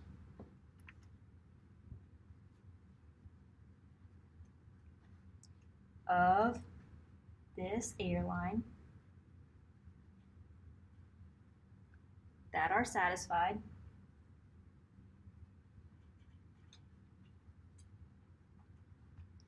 is likely less than 0.66. We rejected the null, so that means that there's enough evidence so that our p-value is not 0.66, so it has to be less than 0.66. We've made it to the very last problem. And it's not a proportion. It is a proportion. What? Is it not? No, what about the cent sign? Wait a minute. Oh, Is it shoot. approximately Oh, yeah, that's not 33%. I'm talking about something else. Oh, okay. So I'm like, I didn't get to do that one, so I hope that it is a real person. It is. Don't scare me. Don't scare me. All right, questions on this one? Nope, next. Okay, next. Thank you. All right, so last one. COVID-19 took the world by surprise in late 2019. By early 2020, nearly all countries worldwide are affected. Early reports from the U.S. Centers of Disease Control Prevention estimated that approximately 33% P proportion, use Z, of those infected with the coronavirus were asymptomatic, showed no symptoms of the virus. The rate of asymptomatic infections is important since such people can unwittingly spread the virus to those around them. Suppose that 25.9% of a sample, so that's P hat, of a sample, so that's our N value, of 508 infected individuals were found to be asymptomatic. Using that 0.005 alpha test hypothesis that the proportion of all infected with the coronavirus and are asymptomatic is different than, so is different than means not equals to, so two-tailed test, 33%. Use the critical value and the P method. All right, so let's write out everything that we know. We know that our P value is 33%, which is 0.33. We know that our N value is 508. We know that our alpha is 0.005. We know that our P hat is 25.9%, which is 0.259. Would be our decimal two places to the left to put it in decimal form. All right, so our null, they're saying, the CDC is saying that approximately 33% of those infected are asymptomatic. So our P value equals 33%. But we suspect that it's different. So our P value is different than, so not equals to, 0.33. So this is telling us we have a two-tailed test. This is telling us we have a two-tailed test. So on our calculator, we're going to go to stat, we are going to go to tests, we're going to go to one prop Z test, stat test, one proportion Z test.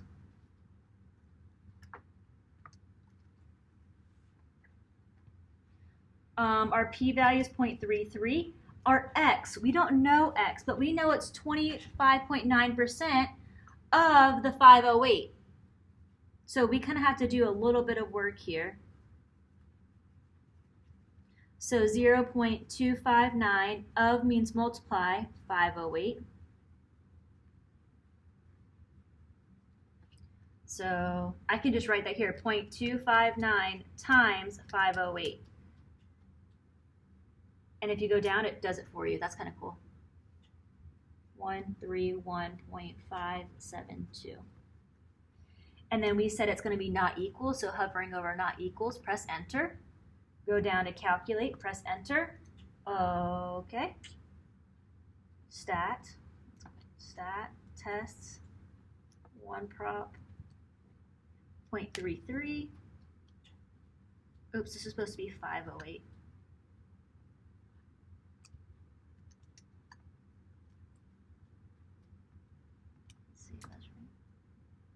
So I did that already. I rounded up X to 132. Oh, you're right. Why do you have to do that? Thank you for making sure that you're on the right trail. We're talking about people, so I can't have 131 something people. I'm getting morbid as I get tired. Cut to 1.5. Good job paying attention, Carl. All right, so 132.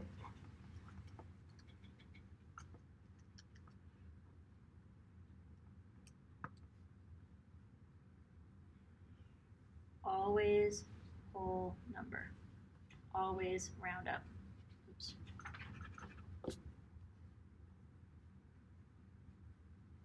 All right, so here we go. So our test statistic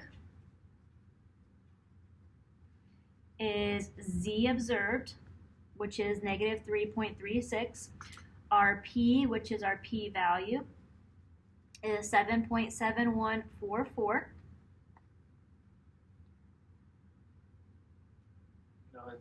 No, it's each of those. Oh, sorry, yeah, thank you. I'm like, what the heck?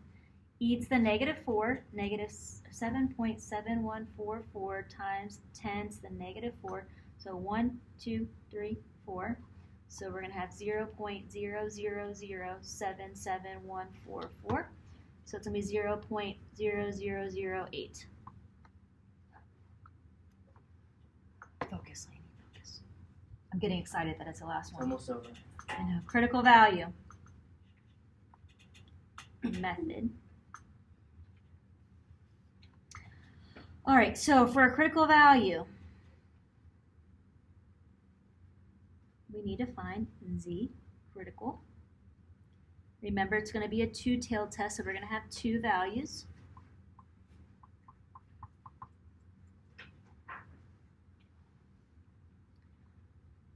So this is going to be alpha over 2 because it's two values, 0.005 divided by 2. So it's going to be 0.0025. It's going to be alpha over 2, which is 0.0025. This is going to be our rejection region.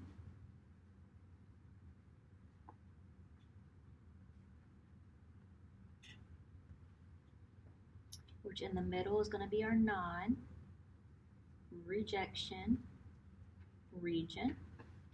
So we have our two critical values. One's going to be positive, one's going to be negative. So to find that, we're going to go to our inverse norm. Our area to the left is 0.0025, comma 0, comma 1, left. Second bars, inverse norm. Our area to the left is 0.0025. And we get negative 2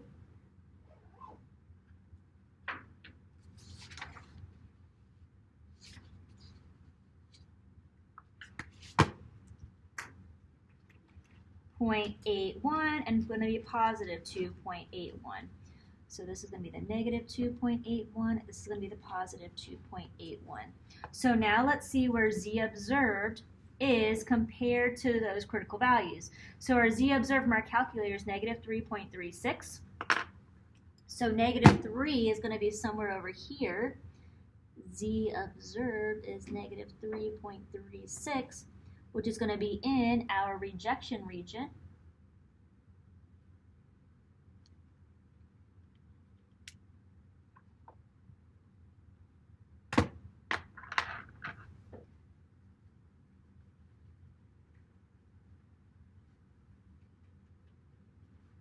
So reject the null.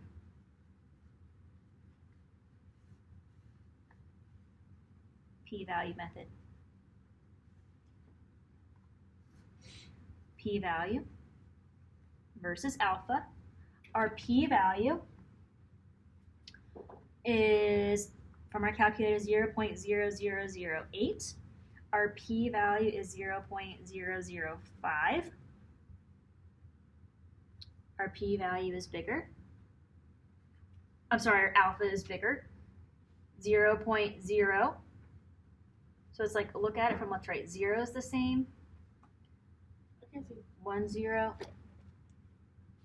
Okay, so 0.0. Scrolling over 1 is 0.0, still the same. Scrolling over another, 0.0. Scrolling over one more. This 0, and then this 5. So the 5's bigger, so that's why we use. Remember, like you go in place value. So alpha is bigger. So going here, alpha is bigger. So reject the null.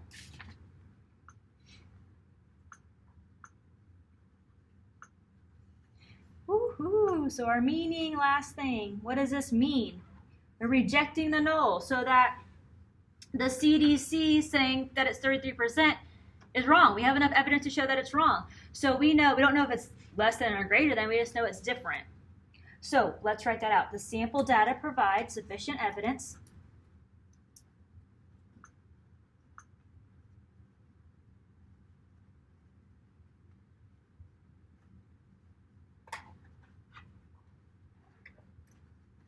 to reject the null hypothesis, and thus we conclude that the proportion of people infected and symptomatic and asymptomatic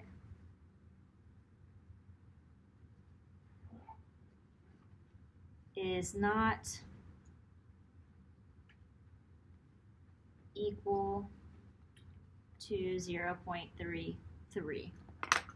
Hallelujah. We made it through all of stats. That's kind of cool. Like, not only chapter 9, we made it through all of stats.